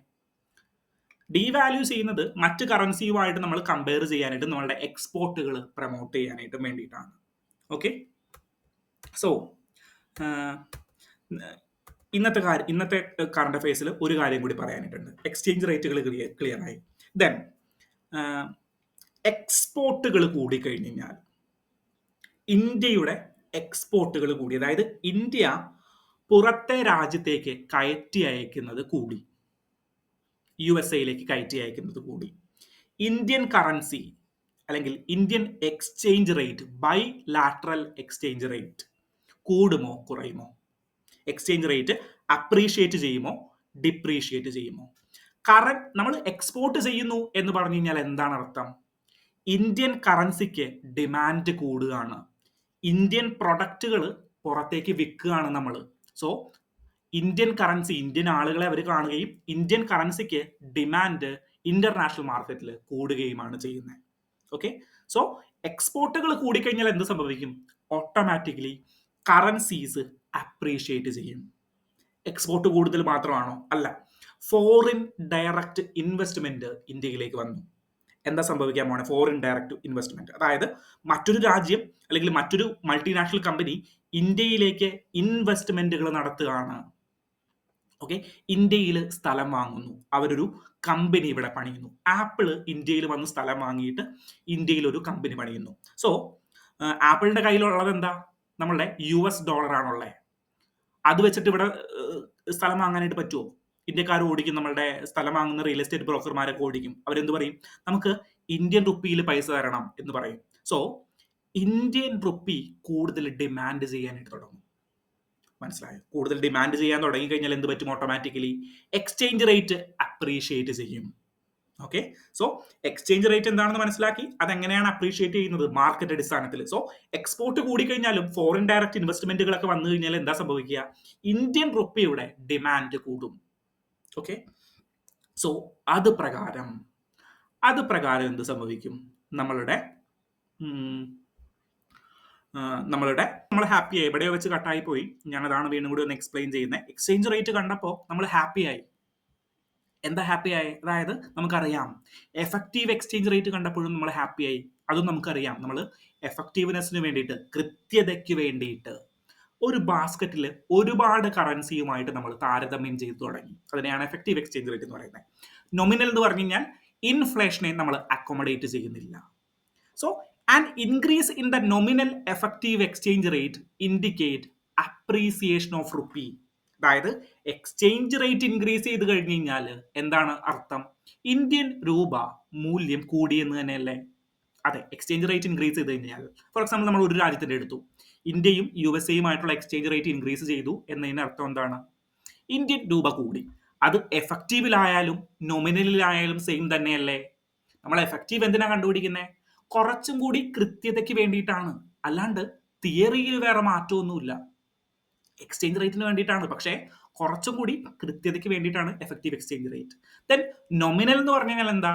നൊമിനൽ എന്ന് പറഞ്ഞു കഴിഞ്ഞാൽ നമ്മൾ ഇൻഫ്ലേഷൻ അഡ്ജസ്റ്റ് ചെയ്യുന്നില്ല എന്നേ ഉള്ളൂ. സോ തിയറിയിൽ, ബേസിക് തിയറിയിൽ വലിയ മാറ്റമൊന്നുമില്ല. സോ എക്സ്ചേഞ്ച് റേറ്റ് ഇൻക്രീസ് ചെയ്തു എന്നതിനർത്ഥം രൂപയുടെ മൂല്യം കൂടി എന്ന് തന്നെയാണ്. സോ ബേസിക് ആയിട്ടുള്ള ഫാക്ട് പഠിച്ചിട്ട് ഞാൻ ഒന്നാമത്തെ സ്റ്റേറ്റ്മെന്റ് കറക്റ്റ് ആക്കി. ഓക്കെ, ഒന്നാമത്തെ സ്റ്റേറ്റ്മെന്റ് കറക്റ്റ് ആക്കി. ദെൻ ഞാൻ രണ്ടാമത്തെ സ്റ്റേറ്റ്മെന്റിലേക്ക് പോയി. And increase in the real effective exchange rate indicate and improvement in trade competitiveness. Okay, and increase in the real effective exchange rate indicates improvement in trade competitiveness. Okay, അതെന്താ? എനിക്കത് പെട്ടെന്ന് കത്തിയില്ല. അതായത് എന്താണെന്ന് എനിക്ക് മനസ്സിലായില്ല. എന്തോ trade competitiveness, real effective exchange rate. Real effective exchange rate എന്താണെന്ന് എനിക്കറിയാം, കൃത്യമായിട്ട് ഞാൻ എൻ്റെ ബേസിക്കുകളിൽ പഠിച്ചിട്ടുണ്ട്. പക്ഷേ അത് ട്രേഡ് കോമ്പറ്റീറ്റീവ്നെസ്സിനെ എങ്ങനെ അഫക്റ്റ് ചെയ്യും എന്ന് ഞാൻ പഠിച്ചിട്ടില്ല. സോ എനിക്കത് സംശയമുള്ള ഒരു ക്വസ്റ്റനായി. ദെൻ ഞാൻ മൂന്നാമത്തെ സ്റ്റേറ്റ്മെന്റിലേക്ക് വന്നു. എനിക്ക് അവിടെ സംശയം വന്നു, ഞാൻ സമയം കളഞ്ഞില്ല, ഞാൻ മൂന്നാമത്തെ സ്റ്റേറ്റ്മെന്റിലേക്ക് വന്നു. And increasing trend in domestic inflation relative to inflation in other countries. An increasing trend in domestic inflation is likely to cause an increasing divergence between near and rear. So ഞാൻ ഒന്നും കൂടി വായിച്ചു. Increasing trend in domestic inflation with relative to inflation of other countries. Other കൺട്രീസുമായിട്ടുള്ള ഇൻഫ്ലേഷനുമായി ബന്ധപ്പെട്ടിട്ട് inflation കൂടുന്നു. Increasing trend. ഈ other countries എന്നൊക്കെ പറഞ്ഞത് വെട്ടിക്കളഞ്ഞു കഴിഞ്ഞാലും നമ്മളുടെ ഡൊമസ്റ്റിക് ഇൻഫ്ലേഷൻ കൂടുന്നു. അത് നീറും റീറും തമ്മിലുള്ള അന്തരം, നീറും റീറും which means nominal effective exchange റേറ്റും റിയൽ എഫക്റ്റീവ് എക്സ്ചേഞ്ച് റേറ്റും തമ്മിലുള്ള അന്തരം വ്യത്യാസപ്പെടുത്തുമോ? ഡെഫിനറ്റ്ലി വ്യത്യാസപ്പെടുത്തും. കാരണം ബേസിക്സ് എന്താ? നോമിനൽ എഫക്റ്റീവ് എക്സ്ചേഞ്ച് റേറ്റ് എന്ന് പറഞ്ഞു കഴിഞ്ഞാൽ ഇൻഫ്ലേഷനെ അക്കോമഡേറ്റ് ചെയ്യുന്നില്ല. റിയൽ എഫക്റ്റീവ് എക്സ്ചേഞ്ച് റേറ്റ് എന്ന് പറഞ്ഞു കഴിഞ്ഞാൽ ഇൻഫ്ലേഷനെ കൂടി പരിഗണിക്കും, പർച്ചേസിംഗ് പവർ പാരിറ്റിയെ കൂടി പരിഗണിക്കും. അപ്പോൾ ഇൻഫ്ലേഷൻ കൂടുന്നതിനനുസരിച്ചിട്ട്, വിച്ച് മീൻസ് ഇന്ത്യയിൽ ഇൻഫ്ലേഷൻ കൂടുന്നു അല്ലെങ്കിൽ USA ഇൻഫ്ലേഷൻ കൂടുന്നതിനനുസരിച്ചിട്ട് USA ശരവണ ഭവനിലെ മസാല ദോശയുടെ പ്രൈസ് കൂടില്ലേ? സോ നീറും റീറും തമ്മിൽ വ്യത്യാസം ഉണ്ടാകും ഇൻഫ്ലേഷൻ കൂടുന്നതിനനുസരിച്ചിട്ട്. ബേസിക് കാര്യം. സോ മൂന്നാമത്തെ സ്റ്റേറ്റ്മെന്റും ഞാൻ എൻ്റെ ബേസിക് ആയിട്ടുള്ള അറിവ് വെച്ചിട്ട് ഞാൻ ശരിയാണെന്ന് എടുത്തു. ഓക്കെ, 1ഉം 3ഉം എൻ്റെ കണക്കിൽ ശരിയാണ്. സോ ഞാൻ എന്ത് ചെയ്തു? എൻ്റെ ആൻസറിൽ 1ഉം 3ഉം വരണം. അപ്പൊ ഞാൻ എന്ത് ചെയ്തു? 1ഉം 3ഉം വരാത്ത, കാരണം ബേസിക്കുകൾ ഞാൻ ക്ലിയർ ആക്കി പോയിട്ടുണ്ട്, 1ഉം 3ഉം വരാത്ത 2 ഓപ്ഷനുകൾ ഞാൻ എലിമിനേറ്റ് ചെയ്തു.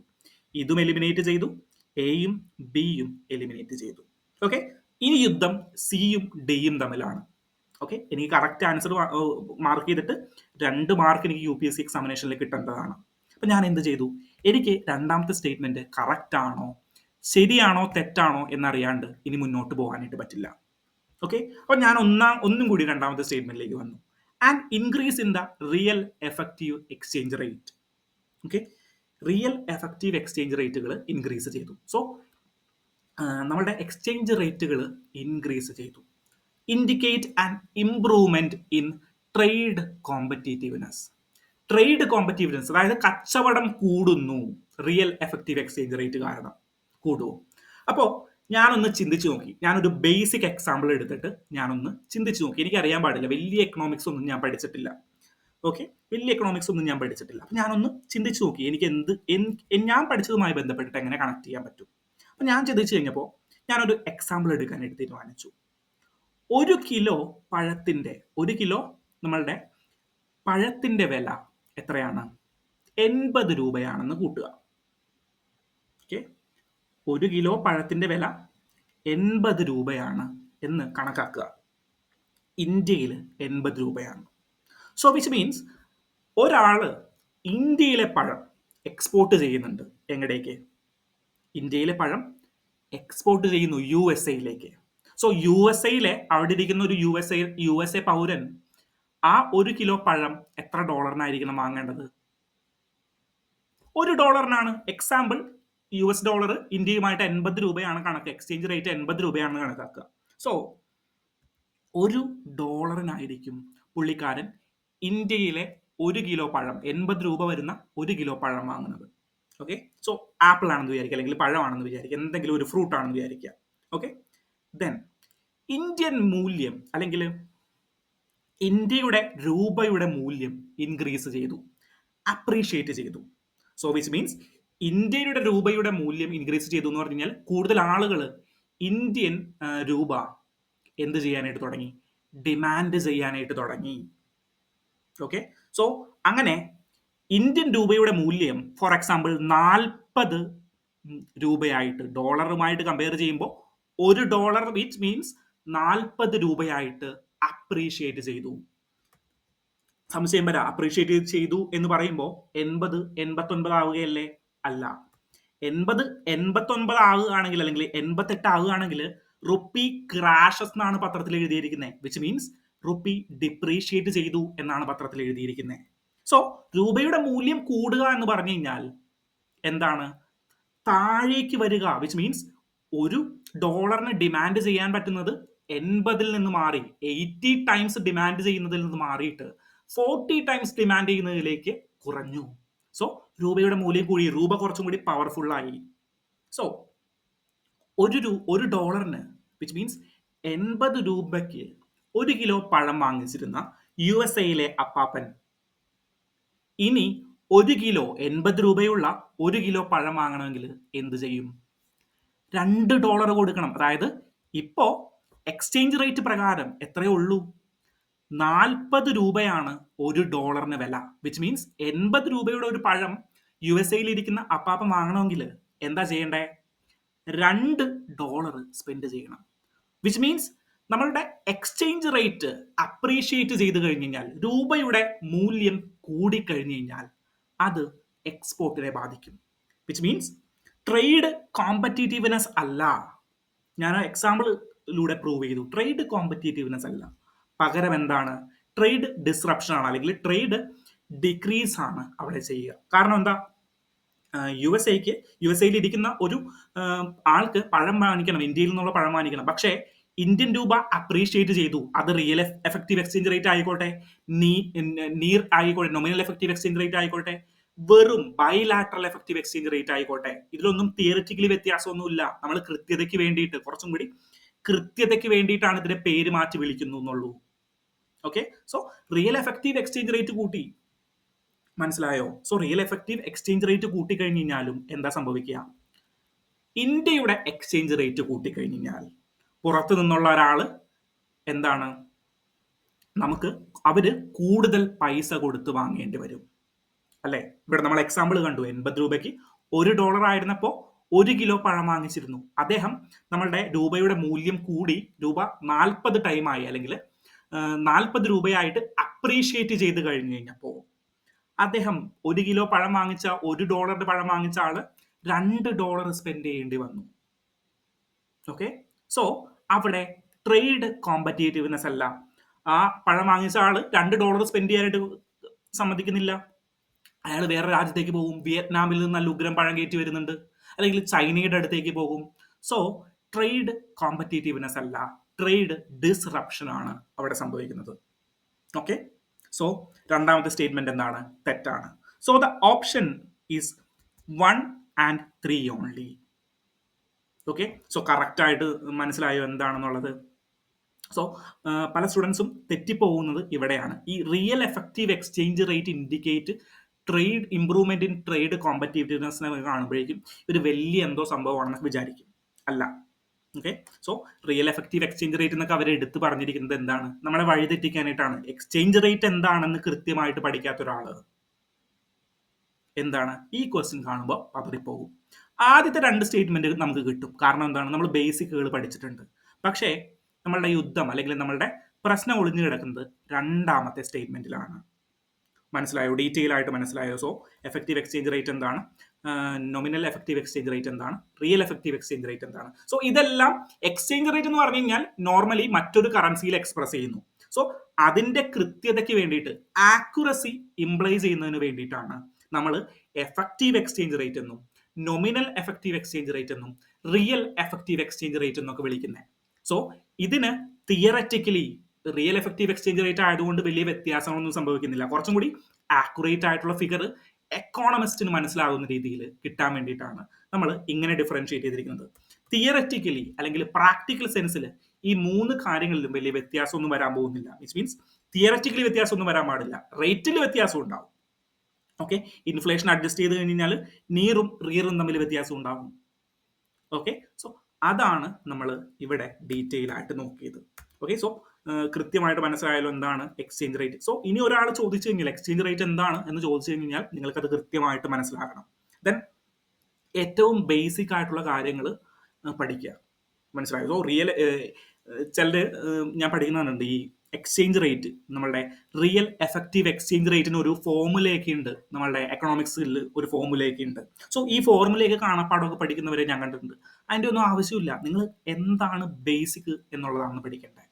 നീറ് കണ്ടുപിടിക്കുന്നതിനും റിയർ കണ്ടുപിടിക്കുന്നതിനും സെപ്പറേറ്റ് ഫോർമുലയൊക്കെ ഉണ്ട്. ഈ ഫോർമുലയൊക്കെ നിങ്ങൾ കാണാപ്പാടമൊന്നും പഠിക്കേണ്ട ഒരു ആവശ്യമില്ല. എന്താണ് റിയർ, എന്താണ് നീർ എന്ന് കൃത്യമായിട്ട് പറയാൻ പറ്റുന്നുണ്ടോ? ഒരു 10ാം ക്ലാസ്സിലെ സ്റ്റുഡന്റിന് നിങ്ങൾ എക്സ്പ്ലെയിൻ ചെയ്ത് കൊടുക്കാൻ പറ്റുന്നുണ്ടോ? ഉണ്ടെങ്കിൽ നിങ്ങൾ വിജയിച്ചു. നിങ്ങൾ ആ ഒരു ടോപ്പിക്കിൽ നിങ്ങൾ വിജയിച്ചു എന്ന് തന്നെ വേണം പറയാൻ. ഓക്കെ, സോ ആ രീതിയിൽ നിങ്ങളുടെ പ്രിപ്പറേഷൻ നമ്മളുടെ ഇന്റർനാഷണൽ എക്കണോമിക്സ് ആണെങ്കിലും ഏത് സബ്ജക്റ്റിലാണെങ്കിലും മുന്നോട്ട് കൊണ്ടുപോകാനായിട്ട് നോക്കുക. Okay, article is related to India's energy sovereignty. വളരെ ഗംഭീരമായിട്ടുള്ള ആർട്ടിക്കിളാണ്. എനിക്ക് പേഴ്സണലി ഇഷ്ടപ്പെട്ട ഒരു ആർട്ടിക്കിളാണ് ഇന്നത്തെ ന്യൂസിൽ വന്നിരിക്കുന്നത്. ഒറ്റ ഒരു സെന്റൻസിൽ ഈ ടോട്ടൽ ഡിസ്കഷൻ നമുക്ക് കൺക്ലൂഡ് ചെയ്യാനായിട്ട് പറ്റും, അല്ലെങ്കിൽ ചുരുക്കാനായിട്ട് പറ്റും. സോ ഇവിടെയാണ് ആ ഒരു ഒറ്റ പോയിന്റ് അദ്ദേഹം എഴുതിയിരിക്കുന്നത്. No energy strategy is sovereign if it is single sourced. Okay, no energy strategy is sovereign if it is single source. So നിങ്ങളുടെ മെയിൻസ് ആൻസർ റൈറ്റിംഗ് എഴുതുമ്പോൾ യൂസ് ചെയ്യാൻ പറ്റുന്ന കൊട്ടേഷനുകളാണ്. നമ്മളുടെ കൺക്ലൂഷൻ ഭാഗത്തൊക്കെ ദീസ് ആർ ദ എന്നൊക്കെ പറഞ്ഞിട്ട് നമ്മൾ വലിച്ചു നീട്ടി എഴുതുന്നതിന് പകരം ഒറ്റ വാക്ക് എഴുതി വെച്ച് കഴിഞ്ഞാൽ അതിൽ ഫുൾ സമ്മറി ഉണ്ട്. സോ എന്താണ് ഈ ഒരു ഡിസ്കഷൻ എന്ന് വെച്ച് കഴിഞ്ഞാൽ, എനർജി സോവറിനിറ്റി, ഒരു കൺട്രി എനർജിയിൽ സ്വയം പര്യാപ്തമാകുക എന്ന് പറഞ്ഞു കഴിഞ്ഞാൽ ആ കൺട്രി ലോകത്തിന്റെ മുന്നിൽ മുട്ടുമടക്കണ്ട എന്നുള്ളതാണ്. ഓക്കെ, ഇന്ത്യയും അമേരിക്കയുമായിട്ട് നടക്കുന്ന പ്രശ്നം നോക്കി. എന്താണ്? അമേരിക്ക 50% ടാരിഫ് അടിച്ചതിനുള്ള പ്രധാനപ്പെട്ട കാരണം എന്താ? ഇന്ത്യ റഷ്യയുടെ കയ്യിൽ നിന്ന് ഓയിൽ വാങ്ങുന്നു. ബ്ലഡ് മണിയാണ്, അല്ലെങ്കിൽ ബ്ലഡ് ഓയിലാണ് നിങ്ങൾ വാങ്ങുന്നത് എന്നാണ് ആര് പറഞ്ഞിരിക്കുന്നത്? യൂറോപ്യൻ യൂണിയൻ അടക്കമുള്ളവർ, നാറ്റോ അടക്കമുള്ളവർ പറഞ്ഞിരിക്കുന്നത് ബ്ലഡ് ഓയിലാണ് വാങ്ങുന്നത്. ഓക്കെ, സോ അതാണ് ഓയിൽ ഡിപ്പെൻഡൻസി ആണ് ഒരു രാജ്യത്തെ ഏറ്റവും കൂടുതൽ അഫക്റ്റ് ചെയ്യുന്ന കാര്യം. ഇന്റർനാഷണൽ എക്കണോമിക്സ് ആയിക്കോട്ടെ, ഇന്റർനാഷണൽ റിലേഷൻ ആയിക്കോട്ടെ, പ്രൈസ് ആയിക്കോട്ടെ, ഇൻഫ്ലേഷൻ ആയിക്കോട്ടെ, എന്താണ്? എനർജി സെക്യൂരിറ്റി ആണ് ഏറ്റവും കൂടുതൽ അഫക്റ്റ് ചെയ്യുന്ന കാര്യം. നിങ്ങൾ നോക്കുക, middle east countries, for example oil producing countries, നമ്മളുടെ ദുബായ് അല്ലെങ്കിൽ UAE അങ്ങനെയുള്ള കൺട്രീസ് എല്ലാം ലോകത്ത് നിലനിൽക്കുന്നതിന്റെ ഏറ്റവും ഇമ്പോർട്ടൻ്റ് ആയിട്ടുള്ള കാര്യം എന്താണ്? അവരെല്ലാവരും ഇത്രയും ത്രെട്ടുകൾ നേരിടുന്നില്ല. നോക്കുകയാണെങ്കിൽ സ്റ്റേബിൾ ഗവൺമെന്റ് ആണ്, ഹൈലി ഡെവലപ്ഡ് കൺട്രീസ് ആണ്. എന്താ കാരണം? അവർക്ക് അതിനുള്ള റിസോഴ്സസുകളുണ്ട്, എണ്ണപ്പാടങ്ങളുണ്ട്, എണ്ണ ഉൽപ്പാദിപ്പിക്കുകയും എണ്ണ അവർ മറ്റൊരു രാജ്യത്തു നിന്നല്ല വാങ്ങിക്കുന്നത്.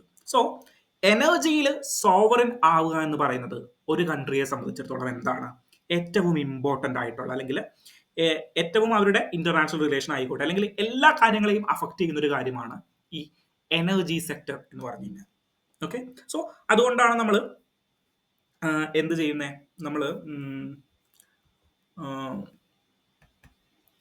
നമ്മൾ നമ്മളുടെ എനർജി അല്ലെങ്കിൽ പെട്രോളിയത്തിനെയൊക്കെ നമ്മൾ വിളിക്കുന്ന ഒരു പേരുണ്ട് എക്കണോമിക്സിൽ, ഇമ്പോർട്ടഡ് ഇൻഫ്ലേഷൻ എന്ന് വിളിക്കും. ഓക്കെ, എന്ത് വിളിക്കുക? Imported inflation. അതായത് നമ്മൾ ഇമ്പോർട്ട് ചെയ്യുന്ന ഇൻഫ്ലേഷൻ ആണ്, പ്രൈസ് ഹൈലി ഫ്ലക്ച്വേറ്റ് ആണ്. എന്തെങ്കിലും ഒരു കാരണം പറ്റി കഴിഞ്ഞാൽ അപ്പോൾ നമ്മളുടെ പ്രൈസ് ഇൻക്രീസ് ചെയ്യും. സോ ഇന്ത്യയുടെ ഒരു ഇമ്പോർട്ട് ഡിപ്പെൻഡൻസ് നോക്കിക്കഴിഞ്ഞ് കഴിഞ്ഞാൽ, എനർജി സെക്ടറിലുള്ള ഡിപ്പെൻഡൻസ് നോക്കിക്കഴിഞ്ഞാൽ 85% ക്രൂഡ് ഓയിലും നമ്മൾ ഇമ്പോർട്ട് ചെയ്യുകയാണ്. 85% ക്രൂഡ് ഓയിലും നമ്മൾ ഇമ്പോർട്ട് ചെയ്യുകയാണ്. ഇനി ക്രൂഡ് ഓയിലിൽ കണക്കെടുത്തു കഴിഞ്ഞാൽ 40% നമ്മൾ ഇമ്പോർട്ട് ചെയ്യുന്ന എവിടെ നിന്നാണ്? റഷ്യയുടെ കയ്യിൽ നിന്നാണ്. Okay, then natural gas, energy എന്ന് പറഞ്ഞു കഴിഞ്ഞാൽ ക്രൂഡ് ഓയിൽ മാത്രമല്ലല്ലോ, നാച്ചുറൽ ഗ്യാസ് ഉണ്ട്, നമ്മളുടെ ന്യൂക്ലിയർ എനർജി ഉണ്ട്, ദെൻ വേറെ എന്തൊക്കെ എനർജി ഉണ്ട്, സോളാർ എനർജി ഉണ്ട്, അങ്ങനെ ഡിഫറെന്റ് എനർജീസ് ഉണ്ട്. സോ ഇതിൽ നാച്ചുറൽ ഗ്യാസും നമ്മൾ എന്ത് ചെയ്യുകയാണ്? 50% നമ്മൾ എന്ത് ചെയ്യുന്നു? ഇമ്പോർട്ട് ചെയ്യുകയാണ് ചെയ്യുന്നത്. സോ ഇന്ത്യയുടെ മേജർ എനർജി ഷെയറുകളെല്ലാം നമ്മൾ ഇമ്പോർട്ടാണ് ചെയ്യുന്നത്. സോ നമ്മൾ ഡിപ്പെൻഡൻ്റ് ആണ് എനർജിയുടെ കാര്യത്തിൽ മറ്റൊരു കൺട്രിയെ ഡിപ്പെൻഡൻ്റ് ആണ്. സോ എനർജിയുടെ കാര്യത്തിൽ മറ്റൊരു കൺട്രിയെ ഡിപ്പെൻഡൻ്റ് ആയി കഴിഞ്ഞാൽ നമ്മളുടെ ഫോറിൻ പോളിസീസ്, നമ്മളുടെ ഇന്റർനാഷണൽ എക്കോണമിക്സ് എല്ലാം ഈ എനർജിയുടെ ബേസിസിൽ ഫ്ലക്ച്വേറ്റ് ചെയ്തുകൊണ്ടിരിക്കും. ഓക്കെ, ഇന്ത്യയുടെ ഹിസ്റ്ററി എടുത്തു കഴിഞ്ഞാൽ ഫസ്റ്റ് ഡിസ്കഷനിൽ നമ്മൾ എന്താ പറഞ്ഞേ? റുപ്പി ഡിപ്രീഷിയേറ്റ് ചെയ്തു. റുപ്പി ഡിപ്രീഷിയേറ്റ് ചെയ്യുന്ന ഏത് അവസരങ്ങളും, അല്ലെങ്കിൽ ഒരു 90% അവസരങ്ങളും ഇന്ത്യയുടെ കേസിൽ നിങ്ങൾ എടുത്തു കഴിഞ്ഞ് കഴിഞ്ഞാൽ അത് നമ്മളുടെ പെട്രോളിയം പ്രൊഡക്റ്റിന്റെ പ്രൈസുമായി ബന്ധപ്പെട്ടിരിക്കും, അല്ലെങ്കിൽ അതിൽ എങ്ങനെയെങ്കിലും പെട്രോളിയം പ്രൊഡക്ട്സ് ഉൾപ്പെട്ടിരിക്കും. ഓക്കെ, സോ ഹൈലി ഫ്ലക്ച്വേറ്റഡ് ആണ്. നമുക്ക് ഇവിടെ കാണാം, നോക്കിയേ, ഗ്ലോബൽ എനർജി ഫ്ലാഷ് പോയിന്റ്സ് ആയിട്ട്, വിച്ച് മീൻസ് അഫക്റ്റ് ചെയ്തിരിക്കുന്ന ഇന്റർനാഷണൽ കാര്യങ്ങൾ എന്തൊക്കെയായിരുന്നു? നമ്മളുടെ ഓയിൽ വാർ ഉണ്ടായിരുന്നു, അല്ലെങ്കിൽ വേറെ എന്താണ്, റഷ്യ യുക്രൈൻ വാർ ഉണ്ടായിരുന്നു. Then Fukushima disaster majorly related to Japan ആണ്. ഫുകുഷിമ എന്ന് പറഞ്ഞു കഴിഞ്ഞാൽ അവിടുത്തെ ഒരു ന്യൂക്ലിയർ പവർ പ്ലാന്റ് ആയിരുന്നു. ഓക്കെ, അതിൽ സുനാമി കാരണം പൊട്ടൽ വരികയും എന്ത് ചെയ്തു? അവിടെ ന്യൂക്ലിയർ ഡിസാസ്റ്റർ ഹാപ്പൻ ചെയ്യുകയും ചെയ്തു. സോ എവിടെയാണ്? നമ്മളുടെ ജപ്പാനിലാണ്. സോ ഒരു ന്യൂക്ലിയർ പവർ ക്രൈസിസ് അവിടെ ഉണ്ടായി. ദെൻ വേറെ എന്തൊക്കെ പ്രശ്നങ്ങൾ ഉണ്ടായിരുന്നു? റഷ്യ യുക്രൈൻ വാർ, ഇറാൻ വാർ, ദെൻ നിങ്ങൾ ഗൾഫ് യുദ്ധങ്ങൾ എന്ന് കേട്ടിട്ടുണ്ടോ? കുവൈറ്റ് ഗൾഫ് യുദ്ധങ്ങൾ. സോ ഇതെല്ലാം കാരണം നമ്മളുടെ ഓയിൽ പ്രൈസുകൾ പലപ്പോഴും ഫ്ലക്ച്വേറ്റ് ചെയ്തുകൊണ്ടിരുന്നു. ഓക്കെ, സോ ഹൈലി ഫ്ലക്ച്വേറ്റിംഗ് ആണ് ഈ ഓയിൽ പ്രൈസ് എന്ന് പറഞ്ഞു കഴിഞ്ഞാൽ. സോ ഇവിടെ ഇദ്ദേഹം പറയുന്നത് ഇന്ത്യയെ ഇൻഡിപെൻഡന്റ് ആക്കണം, അല്ലെങ്കിൽ ഇന്ത്യയെ സോവറിൻ ആക്കണം. എന്തിന്റെ കേസിൽ? നമ്മളുടെ എനർജി ഡിപ്പെൻഡൻസിയുടെ കാര്യത്തിൽ ഡിപ്പെൻഡൻസിൽ നിന്ന് മാറിയിട്ട് നമ്മൾ ഇൻഡിപെൻഡൻസിലേക്ക് പോകണം. അതെങ്ങനെ നടക്കും എന്നുള്ളിടത്താണ് അദ്ദേഹം ഈ ഒരു കാര്യം പറഞ്ഞിരിക്കുന്നത്. No energy strategy is sovereign if it is single source. നമ്മൾ ഒരു സോഴ്സിലേക്ക് മാത്രം നോക്കിയിരുന്നു കഴിഞ്ഞ് കഴിഞ്ഞാൽ എന്താവില്ല? നമ്മളുടെ എനർജി സ്ട്രാറ്റജി ഒരിക്കലും സോവറിൻ ആവില്ല. സോ ഇദ്ദേഹം 5 സോഴ്സുകൾ പറയുന്നുണ്ട്. ഏതൊക്കെയാണ് 5 സോഴ്സുകൾ? ഒന്ന്, കോൾ ഗ്യാസിഫിക്കേഷൻ. എന്താണ്? ഇന്ത്യയുടെ എനർജി സെക്ടറിനെ സോവറിൻ ആക്കുന്നതിന് വേണ്ടിയിട്ട് നമ്മൾ പെട്രോളിയവും നാച്ചുറൽ ഗ്യാസും മാത്രം നോക്കിയിരിക്കരുത്. ഇമ്പോർട്ട് ചെയ്തു വരുന്ന നാച്ചുറൽ ഗ്യാസിനെയും പെട്രോളിയത്തെയും മാത്രം നോക്കിയിരിക്കരുത്. നമ്മൾ എന്ത് ചെയ്യണം? ഇതിനെ ഡൈവേഴ്സിഫൈ ചെയ്യണം. Then coal gasification. ഇന്ത്യക്ക് പെട്രോളിയം റിസർവുകൾ കുറവാണ്. നമുക്ക് എണ്ണപ്പാടങ്ങൾ, എണ്ണ കുഴിച്ചെടുക്കാനായിട്ടുള്ള സ്ഥലങ്ങൾ നമുക്കില്ല. പക്ഷേ നമുക്ക് കൽക്കരി ഖനികളുണ്ട്. അതിൽ നിന്ന് കൽക്കരി ഉൽപ്പാദിപ്പിച്ചുകൊണ്ട് നമ്മൾ എന്ത് ചെയ്യണം? കൽക്കരി ഉൽപ്പാദിപ്പിച്ചുകൊണ്ടിട്ട് നമ്മൾ ഇന്ത്യയുടെ എനർജി സോവറിനിറ്റിക്ക് സംഭാവന ചെയ്യണം. ഓക്കെ, മനസ്സിലായോ? സോ കോൾ ഗ്യാസിഫിക്കേഷൻ നമ്മൾ കുറച്ചും കൂടി എഫിഷ്യന്റ് ആയിട്ട് ചെയ്യണം. ഇന്ത്യൻ കോളിന്റെ പ്രത്യേകത എന്താണെന്ന് വെച്ച് കഴിഞ്ഞാൽ അത് കുറച്ചും കൂടി സബ്സ്റ്റാൻഡേർഡ് ആയിട്ടുള്ളൊരു കോളാണ്. അതിൽ കുറച്ചും കൂടി നമ്മളുടെ ആഷ് കണ്ടന്റ് കൂടുതലാണ്. വിച്ച് മീൻസ് ഇത് കത്തിച്ചു കഴിഞ്ഞാൽ കൂടുതൽ എനർജി അല്ല, ഒരുപാട് ആഷുകൾ നമുക്ക് ക്രിയേറ്റ് ചെയ്യും. അപ്പോൾ ഒരു പ്രശ്നം വരുന്നത് എന്താണെന്ന് വെച്ചാൽ അത് എൻവിറോൺമെന്റൽ പ്രോബ്ലം ക്രിയേറ്റ് ചെയ്യും. ഓക്കെ, സോ ആഷ് കൂടുതലായതുകൊണ്ട് എൻവിറോൺമെന്റൽ പ്രോബ്ലം ക്രിയേറ്റ് ചെയ്യും. സോ ഇദ്ദേഹം പറയുന്ന ഒരു കാര്യം, ഈ ആഷസിന് വേണ്ടിയിട്ട് നമ്മൾ ന്യൂ ടെക്നോളജീസിനെ, ന്യൂ ഇന്നോവേഷനുകളെ നമ്മൾ സ്വീകരിക്കണം. സോ പുതിയ പല ടെക്നോളജികളും ഉണ്ട് ആഷസ് കുറച്ചിട്ട് ഇതിന്റെ എഫക്റ്റീവ്നെസ് കൂട്ടുന്നതിന് വേണ്ടിയിട്ട്. അതെല്ലാം നമ്മൾ യൂട്ടിലൈസ് ചെയ്യണം. ദെൻ എന്താണ്, ബയോ ഫ്യൂവൽസ് നമ്മൾ യൂട്ടിലൈസ് ചെയ്യണം. സോ സെക്കൻഡ് സ്ട്രാറ്റജി എന്താണ്, bio fuels. For example ethanol 20, E20 petrol നമ്മൾ യൂട്ടിലൈസ് ചെയ്യുന്നു. എന്താണ്, 100% പെട്രോളിൽ നിന്ന് 20% നമ്മൾ എഥനോൾ ബ്ലെൻഡ് ചെയ്യുന്നു. എഥനോൾ എവിടെ നിന്നാണ് കിട്ടുന്നത്? നമ്മളുടെ സ്റ്റാർച്ചിൽ നിന്നാണ്. നമ്മളുടെ ഷുഗർ കെയിൻ അല്ലെങ്കിൽ വീറ്റ് അല്ലെങ്കിൽ ബ്രോക്കൺ റൈസ് ഇതുപോലെയുള്ള സ്ഥലങ്ങളിൽ നിന്നെല്ലാം സ്റ്റാർച്ച് കിട്ടും. ഈ സ്റ്റാർച്ചിൽ നിന്നാണ് നമ്മൾ എഥനോൾ പ്രൊഡ്യൂസ് ചെയ്യുന്നത്. ഡീറ്റെയിൽ ആയിട്ട് ഡിസ്കസ് ചെയ്തിട്ടുണ്ടല്ലോ, ഉണ്ട്. സോ ആ ബയോഫ്യൂവലിലേക്ക്, സോ അന്നത്തെ ഡിസ്കഷനിൽ ഞാൻ പറഞ്ഞൊരു കാര്യം ഉണ്ടായിരുന്നു, ബയോഫ്യൂവൽസ് കൂടുതലായിട്ട് യൂട്ടിലൈസ് ചെയ്ത് കഴിഞ്ഞാൽ, അതായത് എഥനോൾ യൂട്ടിലൈസ് ചെയ്ത് കഴിഞ്ഞാൽ ഇമ്പോർട്ട് സബ്സ്റ്റിറ്റ്യൂഷൻ നമുക്ക് വരും. കാരണം എന്താ, 100% ഇമ്പോർട്ട് ചെയ്യുന്നതിന് പകരം നമുക്ക് 80%ലേക്ക് നമ്മളുടെ ഇമ്പോർട്ട് കുറയ്ക്കാനായിട്ട് സാധിക്കും. 20% നമ്മളുടെ എഥനോൾസ് യൂസ് ചെയ്തുകൊണ്ട് നമ്മൾ അതിനെ ടാലിയാക്കും അല്ലെങ്കിൽ ബാലൻസ് ചെയ്ത് കൊണ്ടുപോകും. ഓക്കെ, സോ ബയോഫ്യൂവൽ ആണ് നമ്മളുടെ എനർജി സോവറിനിറ്റിയുടെ second pillar. Then the third pillar is nuclear power. എന്തെങ്കിലും ന്യൂക്ലിയർ പവറിനെ കുറിച്ച് പറയണോ? വേണ്ട. ഇന്ത്യയുടെ എക്സ്പെക്ടേഷൻ എത്രയാണ്? 100 ജിഗാവാട്ട് വൈദ്യുതി അല്ലെങ്കിൽ എനർജി പ്രൊഡക്ഷൻ ആണ്. സോ കറന്റ് കപ്പാസിറ്റി എത്രയാണ്? 8.8 ജിഗാവാട്ട് ഉള്ളൂ. നമ്മൾ 2047 ആകുമ്പോഴേക്കും ഇന്ത്യയുടെ ഒരു nuclear vision 100 gigawatt energy produce ചെയ്യുക, വിച്ച് മീൻസ് 1000 മെഗാവാട്ട് വൈദ്യുതി ഉൽപ്പാദിപ്പിക്കുക. ഓക്കെ, സോ ആ ഒരു ലക്ഷ്യത്തിലേക്ക് സ്മോൾ മൊഡുലാർ റിയാക്ടറുകൾ യൂസ് ചെയ്തുകൊണ്ട് fast breeding 3 stage nuclear power പ്രോഗ്രാമിനെ കുറിച്ച് ഞാൻ പറഞ്ഞിട്ടുണ്ടായിരുന്നു. എന്തൊക്കെയാണ്? First, pressurised heavy water reactor use ചെയ്തുകൊണ്ടുള്ള നമ്മളുടെ ഏതാണ് യുറേനിയം യൂസ് ചെയ്തുകൊണ്ട്, കറന്റ്ലി ഉള്ള യുറേനിയവും ഇമ്പോർട്ട് ചെയ്ത് വരുന്ന യുറേനിയം യൂസ് ചെയ്തുകൊണ്ടുള്ള pressurised heavy water reactors. Then the second stage fast breeder റിയാക്ടേഴ്സിനെ യൂസ് ചെയ്യും. അവിടെ നമ്മൾ എന്താ യൂസ് ചെയ്യുന്നത്? പ്ലൂട്ടോണിയം എന്ന് പറയുന്ന ഫിസൈൽ മെറ്റീരിയൽ ആണ് നമ്മൾ യൂട്ടിലൈസ് ചെയ്യുന്നത്.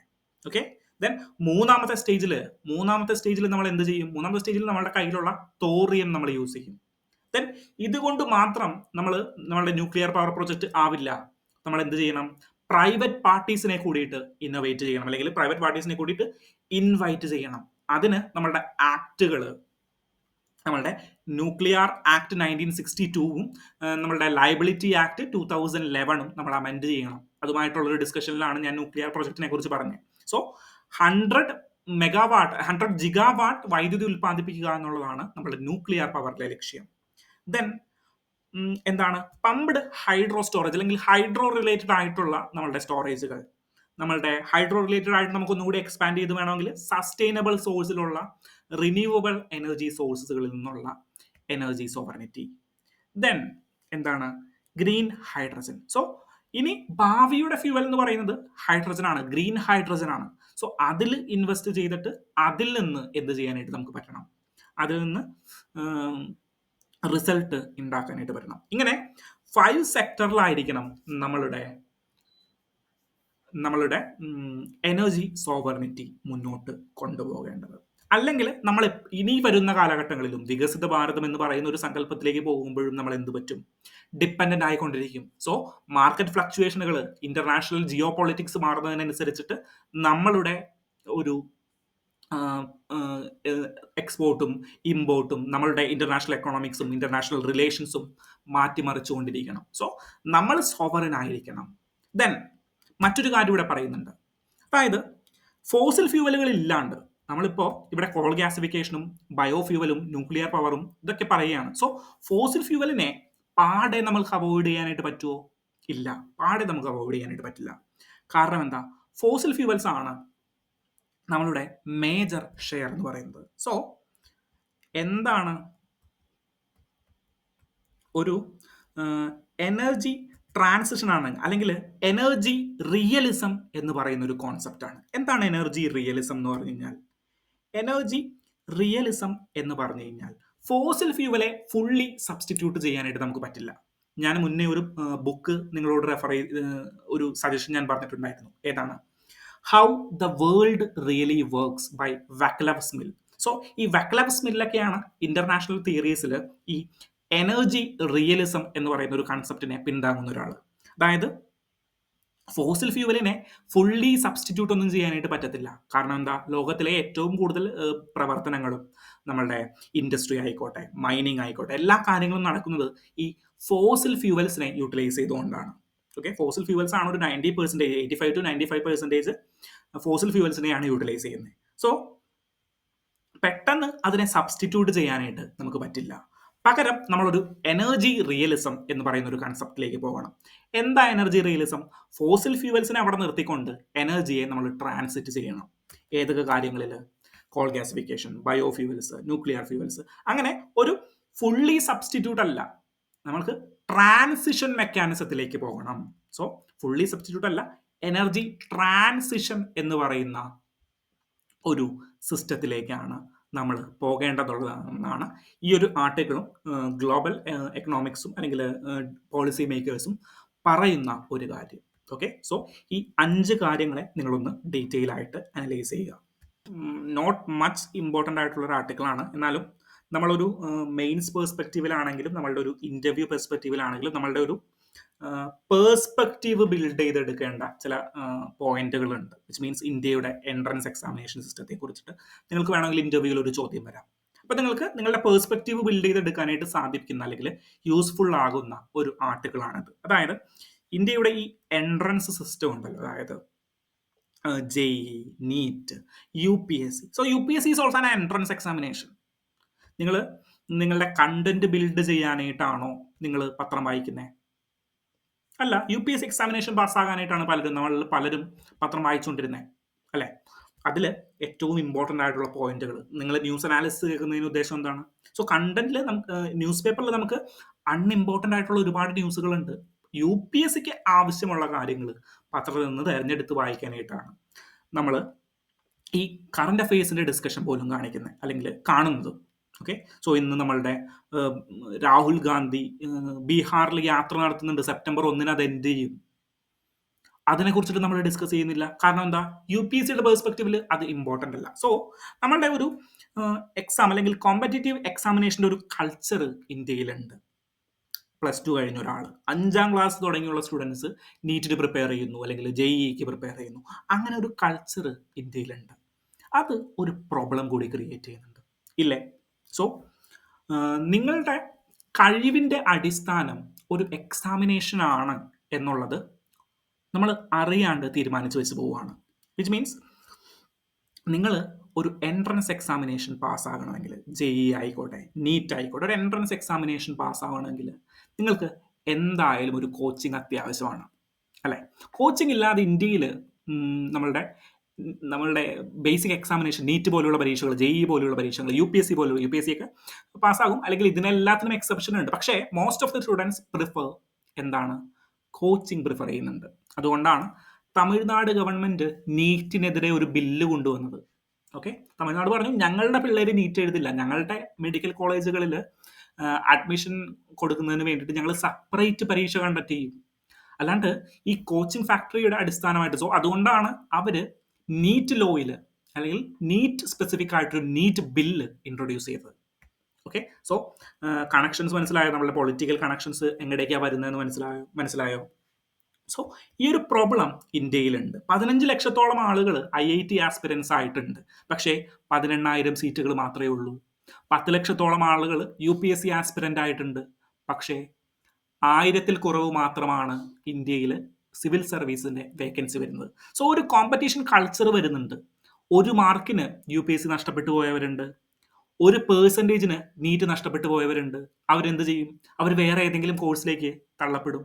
സോ അത് അവരുടെ കഴിവിൻ്റെ അടിസ്ഥാനമാണോ അല്ലെങ്കിൽ അവസാനമാണോ?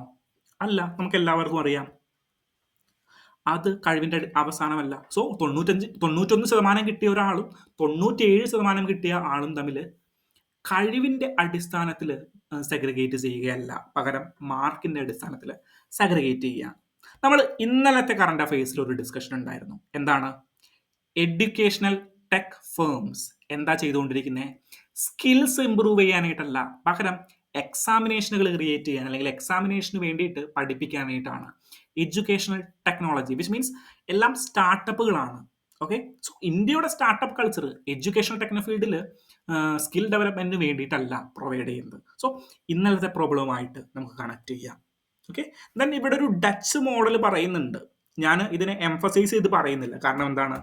Views expressed are personal. So Dutch model എത്രയും എഫക്റ്റീവ്നെസ് ആണോ അല്ലയോ എന്നുള്ളത് എനിക്കറിയില്ല.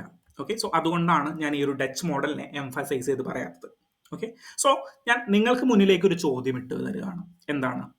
UPSC സിവിൽ സർവീസിനെ ചേഞ്ച് ചെയ്യാൻ പറ്റി കഴിഞ്ഞാൽ, അതായത് UPSC സിവിൽ സർവീസ് എക്സാമിനേഷൻ പാറ്റേണിനെ നിങ്ങൾക്കൊന്ന് റീഡിഫൈൻ ചെയ്യാനായിട്ട് സാധിച്ചു കഴിഞ്ഞാൽ നിങ്ങൾ ഇതിൽ എന്തൊക്കെ മാറ്റങ്ങൾ കൊണ്ടുവരാനായിട്ട് ആഗ്രഹിക്കുന്നുണ്ട്? സോ ഇന്റർവ്യൂ പാനലിൽ നിങ്ങൾ പോയി കഴിയുമ്പോൾ ഇങ്ങനെ ഒരു ചോദ്യം ചോദിച്ചു കഴിഞ്ഞാൽ, അതായത് UPSC ഇപ്പോൾ കറക്റ്റ് പാറ്റേണിലാണോ പോകുന്നത്, എന്തൊക്കെ ചേഞ്ചസ് നിങ്ങളൊരു UPSC ചെയർമാൻ ആയി കഴിഞ്ഞാൽ കൊണ്ടുവരാനായിട്ട് ഉദ്ദേശിക്കുന്നുണ്ട്? മോക്ക് ഇന്റർവ്യൂസിൽ ഇങ്ങനെയുള്ള ചോദ്യങ്ങൾ നിങ്ങൾ കണ്ടിട്ടുണ്ടാവുമല്ലോ. സോ അങ്ങനെ ഒരു ചോദ്യം വന്നു കഴിഞ്ഞാൽ നിങ്ങൾ എങ്ങനെ ആൻസർ ചെയ്യും? ഓക്കെ, എങ്ങനെ ആൻസർ ചെയ്യും? സോ ഞാനൊരു സജഷൻ, അല്ലെങ്കിൽ ഇത് എക്സാക്ട് തിയറിയാണെന്നല്ല, ഞാൻ കഴിഞ്ഞ ദിവസം വായിച്ച ഒരു പുസ്തകത്തിന്റെ ഒരു ഭാഗത്തിൽ നിന്ന് ഞാൻ ഒരു സജഷൻ പറയാം. അതായത് Indian UPSC civil service examination 10 ലക്ഷം ആളുകൾ എഴുതുന്നു. അതിൽ ഒരു 900 ആളുകളെ 1000 ആളുകളെ സെലക്ട് ചെയ്യുന്നു. സോ 0.01% ആണ് ഇതിന്റെ സക്സസ് റേഷ്യോ എന്ന് പറയുന്നത്. ഓക്കെ, സോ ഗ്ലോറിഫിക്കേഷൻ ഒക്കെ മാറ്റി നിർത്തി കഴിഞ്ഞാൽ 0.01% ആണ് ഇതിന്റെ സക്സസ് റേഷ്യോ എന്ന് പറയുന്നത്. സോ ഇന്ത്യൻ യൂത്ത് IIT-യിൽ നിന്നും IIM-ൽ നിന്നൊക്കെ പഠിച്ചിറങ്ങുന്ന ഹൈലി ടാലന്റഡ് ആയിട്ടുള്ള യൂത്ത്, ഇന്ത്യയിലെ പല യൂണിവേഴ്സിറ്റികളിൽ നിന്നും പഠിച്ചിറങ്ങുന്ന ഹൈലി ടാലന്റഡ് ആയിട്ടുള്ള 10-15 ലക്ഷം വിദ്യാർത്ഥികൾ 6-7 വർഷവും UPSC-ക്ക് പുറകെ ഇരിക്കുകയാണ്. ഓക്കെ, സോ അതിനെ നമുക്ക് എങ്ങനെ മാറ്റാൻ പറ്റും? ആക്സിലറേറ്റിംഗ് ഇന്ത്യസ് ഡെവലപ്മെന്റ് എന്ന് പറയുന്ന ഒരു പുസ്തകം ഞാൻ കറന്റ് വായിച്ചുകൊണ്ടിരിക്കുന്നുണ്ട്. സോ ആ പുസ്തകത്തിൽ ഇതിനെപ്പറ്റി ഒരു സജഷൻ അദ്ദേഹം പറയുന്നുണ്ട്. ഇന്ത്യയിൽ ഈ 0.01% സെലക്ഷൻ എന്ന് മാറ്റിയിട്ട് ഒരു 2% ഓഫ് സെലക്ഷനിലേക്ക് നമ്മൾ കൊണ്ടുവരണം. ഓക്കെ, സോ ഇന്ത്യൻ സിവിൽ സർവീസിന്റെ സെലക്ഷൻ പ്രോസസ്സ് 0.01 നിന്ന് മാറ്റിയിട്ട് നമ്മളൊരു 2%ലേക്ക് കൊണ്ടുവരണം. 2% പറയുമ്പോൾ 10 ലക്ഷത്തിന്റെ 2% എത്രയാണ്? അറൌണ്ട് 20,000, 20,000 ആളുകളെ നമ്മൾ ഒരു വർഷം സെലക്ട് ചെയ്യണം. ഓക്കെ, ഹാപ്പി ആയോ? ഹാപ്പി ആകാൻ വരട്ടെ. അതായത് ഈ 20,000 ആളുകളെ നമ്മൾ സെലക്ട് ചെയ്തു, പക്ഷേ ഇവർക്ക് പെർമനന്റ് ജോബുകളല്ല നമ്മൾ കൊടുക്കുന്നത്. ഓക്കെ, 20,000 ആളുകൾക്ക് പെർമനന്റ് ജോബുകളല്ല കൊടുക്കുന്നത്. പകരം എന്താണ്? പകരം എല്ലാ ഫീൽഡിലേക്കും നമുക്ക് 24ഓളം സർവീസുകൾ ഉണ്ടല്ലോ. ഈ 24ഓളം സർവീസുകളിലേക്കും നമ്മൾ ഈ 20,000 പേരെ ഡെപ്യൂട്ട് ചെയ്യും. ഓക്കെ, ഈ 20,000 പേരെ ഡെപ്യൂട്ട് ചെയ്യും. 20,000 പേരെ ഡെപ്യൂട്ട് ചെയ്ത് കഴിഞ്ഞാൽ എന്താ പറ്റുക? അവർക്ക് 4 to 7 ഇയേഴ്സ് എന്താണ് നമ്മൾ ഒരു ട്രെയിനിങ്, അല്ലെങ്കിൽ 4 to 7 ഇയേഴ്സ് ആയിരിക്കും അവരുടെ working period, which means short service commission ആയിരിക്കും. ഓക്കെ, ആർമിയിലൊക്കെ ഇത് ഇംപ്ലിമെന്റ് ചെയ്തിട്ടുണ്ട്, വളരെ നന്നായിട്ട് പോകുന്നുണ്ട്. ആർമി, നമ്മുടെ ഇന്ത്യൻ ആർമിയിൽ, ഇന്ത്യൻ നേവിയിൽ കമ്മീഷൻഡ് പോസ്റ്റുകൾ പലതും ഷോർട്ട് സർവീസ് കമ്മീഷനുകളാണ്. സോ 7 വർഷത്തോളം ഷോർട്ട് സർവീസ് കമ്മീഷനിൽ നമ്മൾ ഇവരെ ഇംപ്ലിമെന്റ് ചെയ്യും, 20,000-ഓളം പേരെ. ദെൻ ഇവരുടെ പെർമനൻസി തീരുമാനിക്കുന്നത്, അതായത് ഇവർ IAS, IFS, IPS ഒക്കെ പെർമനൻസിയിലേക്ക് പോകുന്നത് എങ്ങനെയായിരിക്കും?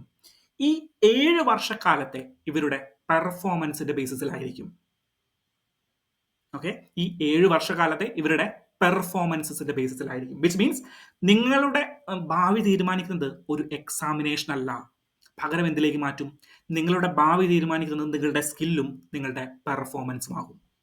ഓക്കെ, സോ അത് എങ്ങനെ ഇംപ്ലിക്കേറ്റ് ചെയ്യും? സോ ഒരു വർഷം 20,000 പേര്, സോ 7 വർഷമാകുമ്പോൾ 20 × 7 1,40,000 പേര് വിരമിക്കുന്ന ഒരു അവസ്ഥ വരുമല്ലോ. 7 വർഷം കഴിയുമ്പോൾ 20,000 പേര് റിട്ടയർ ആകും. അതിലൊരു 10 മുതൽ 20% ആളുകൾ എന്ത് ചെയ്യും? പെർമനന്റ് ആയിട്ട് പോകും. ബാക്കിയുള്ളവർ വീണ്ടും ജോബ്ലെസ് ആവുമോ? അല്ല, ബാക്കിയുള്ളവരെ നമ്മൾ 5 ഹെഡ്സിൽ അക്കോമഡേറ്റ് ചെയ്യും. സോ ഇവർക്ക് എക്സ്പീരിയൻസ് ഉണ്ടല്ലോ, ഡെഫിനറ്റ്ലി എക്സ്പീരിയൻസ് ഉണ്ട്. സോ ഇവർക്ക് നമുക്ക് 5 ഹെഡ്സിൽ വർക്ക് ചെയ്യാനായിട്ടുള്ള ഒരു ഓപ്പർച്യൂണിറ്റി കൊടുക്കുകയാണ് തുടങ്ങുമ്പോൾ തന്നെ. എങ്ങനെ? എഡ്യൂക്കേഷൻ, ഹെൽത്ത്, ദെൻ ക്ലറിക്കൽ വർക്കുകൾ, അങ്ങനെ ഡിഫറെൻ്റ് ആയിട്ടുള്ള സെക്ടറുകളിൽ അവർക്ക് എക്സ്പീരിയൻസ് ഉണ്ടാവും ഈ 7 വർഷം കൊണ്ട്. സോ അതിൽ മറ്റുള്ള ജോബ് ഓപ്പർച്യൂണിറ്റീസ് നമ്മളുടെ ഹൈ എൻഡ് ഗ്രൂപ്പ് എ സർവീസുകളല്ലാണ്ട് ഗ്രൂപ്പ് ബി സർവീസുകളിലുള്ള പോസ്റ്റുകളെല്ലാം ഇവരിലായിരിക്കും നമ്മൾ ഫില്ല് ചെയ്യുന്നത്. ഓക്കെ, സോ സ്കിൽ ബേസ്ഡ് ആയിട്ടുള്ളൊരു ട്രാൻസ്ഫോർമേഷൻ നമുക്ക് UPSCയിൽ നടത്താനായിട്ട് പറ്റും. ഇതിന് ഒരു എക്കോണമിക് ഇംപ്ലിക്കേഷനും കൂടിയുണ്ട്. സോ പെർട്ടിക്കുലർലി ഈ ബുക്ക് പറയുന്നത് ഈ എക്കോണമിക് ഇംപ്ലിക്കേഷൻ ആണ്. അതായത് നിങ്ങൾ ഇന്ത്യൻ എക്കോണമിയെ പെർട്ടിക്കുലർലി എടുത്തേ, ഇന്ത്യയിൽ പ്രൈവറ്റ് സെക്ടറും ഉണ്ട്, പബ്ലിക് സെക്ടറും ഉണ്ട്. ഓക്കെ, ഇന്ത്യയിൽ പ്രൈവറ്റ് സെക്ടറിന്റെ പ്രത്യേകത എന്താണ്? പ്രൈവറ്റ് സെക്ടറിൽ ഒരു ബേസിക് സാലറി എത്രയാണ്? അതായത് പ്രൈവറ്റ് സെക്ടറിൽ നിങ്ങൾ ഒരു ജോലിക്ക് കയറുന്നു. ഫോർ എക്സാമ്പിൾ ഒരു സെയിൽസ് ഓഫീസർ ആയിട്ട് നിങ്ങൾ ഒരു ബാങ്കിൽ, പ്രൈവറ്റ് ബാങ്കിൽ ജോലിക്ക് കയറുകയാണ്. എന്താണ് ഒരു ക്ലറിക്കൽ പോസ്റ്റിൽ നിങ്ങൾ ഒരു ബേസിക് ബാങ്കിൽ, ഫോർ എക്സാമ്പിൾ HDFC ബാങ്ക് അല്ലെങ്കിൽ ആക്സിസ് ബാങ്ക്, ഇങ്ങനെ ഒരു ബാങ്കിൽ നിങ്ങൾ സെയിൽസ് ഓഫീസറായിട്ട് കയറുന്നു. നിങ്ങളുടെ ബേസിക് സാലറി എത്രയായിരിക്കും? Around 15,000 to 18,000 rupees. ഓക്കെ, പകരം നിങ്ങളൊരു SBIയിൽ, ഒരു പൊതുമേഖലാ സ്ഥാപനത്തിൽ, ഒരു ബാങ്കിൽ നിങ്ങൾ ജോലിക്ക് കയറുകയാണ്. നിങ്ങളുടെ ബേസിക് സാലറി എത്രയായിരിക്കും?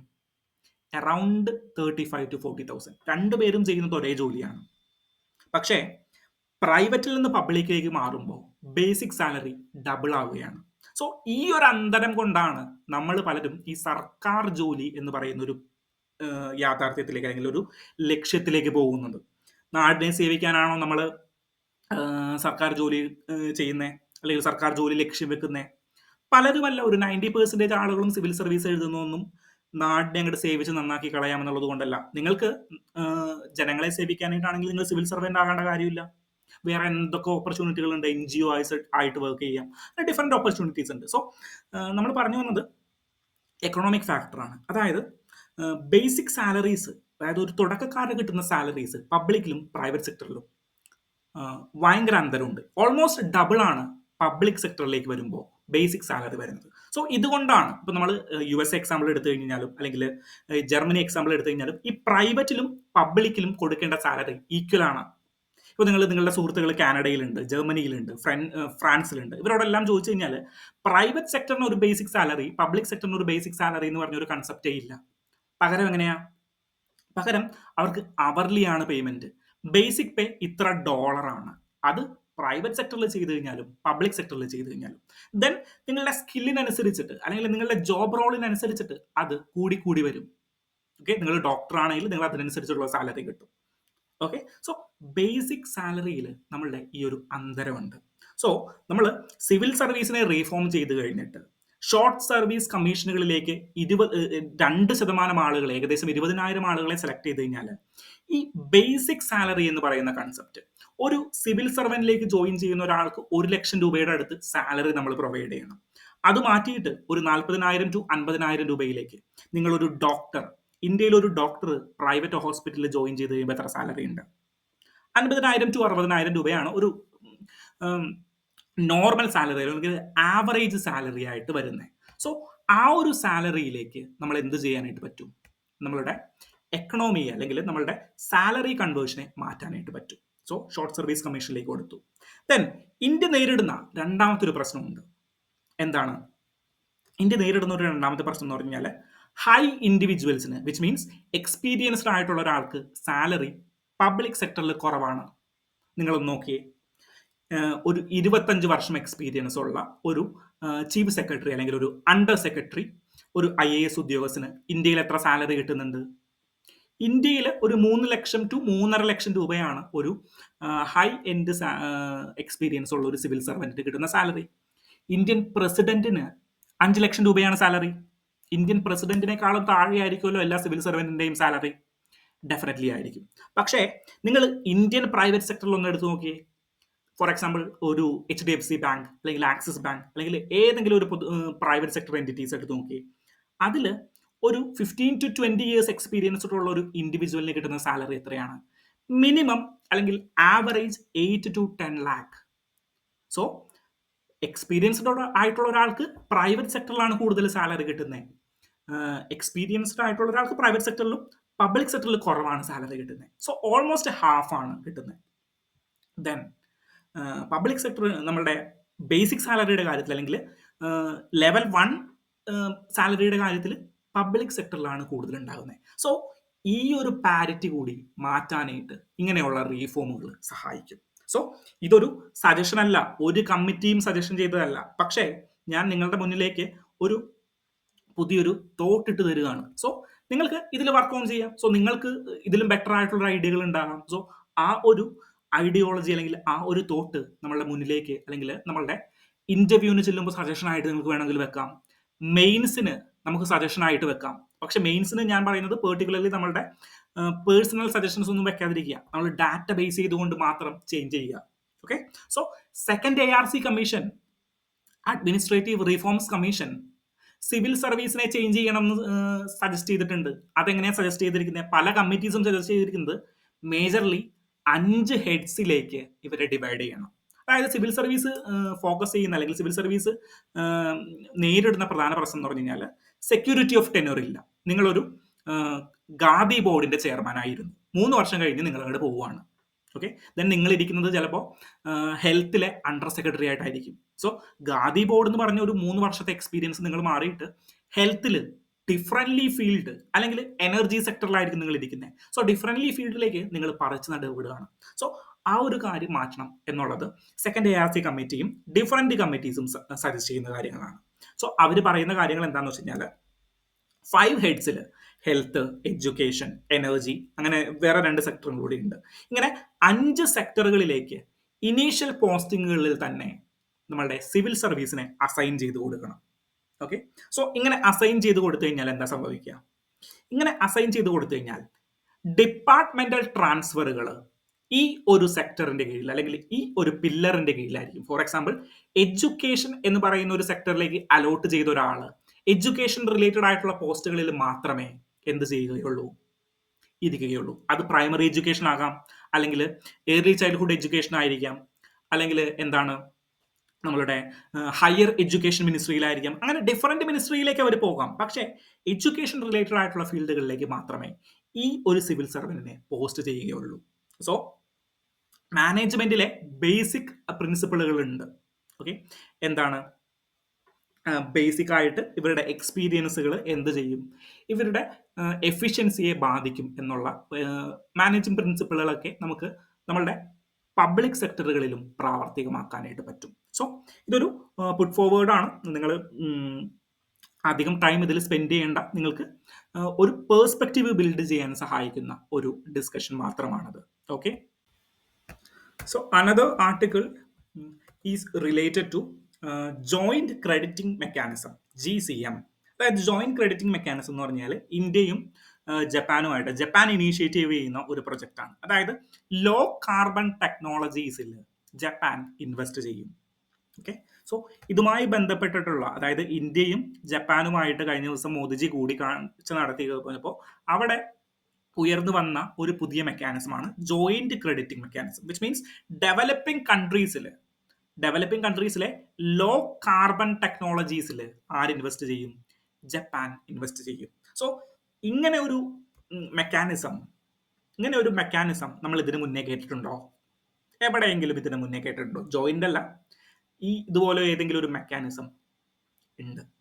ക്യോട്ടോ പ്രോട്ടോകോളിന്റെ സമയത്ത്, ക്യോട്ടോ പ്രോട്ടോകോൾ 1997 ക്യോട്ടോ പ്രോട്ടോകോൾ നടത്തുന്ന സമയത്ത് അവിടെ ഉയർന്നു വന്ന ഒരു മെക്കാനിസം ഉണ്ടല്ലോ. എന്താ മെക്കാനിസത്തിന്റെ പേര്? Clean developmental mechanism. Okay. So clean development mechanism എന്ന് പറഞ്ഞാൽ എന്താണ്? സിംപ്ലി നമ്മളുടെ കാർബൺ ട്രേഡിംഗിൽ അല്ലെങ്കിൽ കാർബൺ ക്യാപ്പുകൾ പാലിക്കാത്ത രാജ്യങ്ങൾ മറ്റ് ഏതെങ്കിലും ഡെവലപ്പിംഗ് കൺട്രീസിൽ പോയിട്ട് സസ്റ്റൈനബിൾ എനർജിയിൽ അല്ലെങ്കിൽ ലോ കാർബൺ ടെക്നോളജികളിൽ ഇൻവെസ്റ്റ് ചെയ്യണം. അതിനെയാണ് ക്ലീൻ ഡെവലപ്മെന്റ് ആയിട്ടുള്ള ക്ലീൻ ഡെവലപ്മെന്റിന് വേണ്ടിയിട്ട് രാജ്യങ്ങൾ പ്രൊമോട്ട് ചെയ്യണം. അതിനെയാണ് clean development mechanism. Then Paris അഗ്രിമെന്റിന്റെ സമയത്ത്, എക്കോളജി ആൻഡ് എൻവിറോൺമെന്റ് ആണ്, മറന്നുപോയവർ ഓർക്കുക.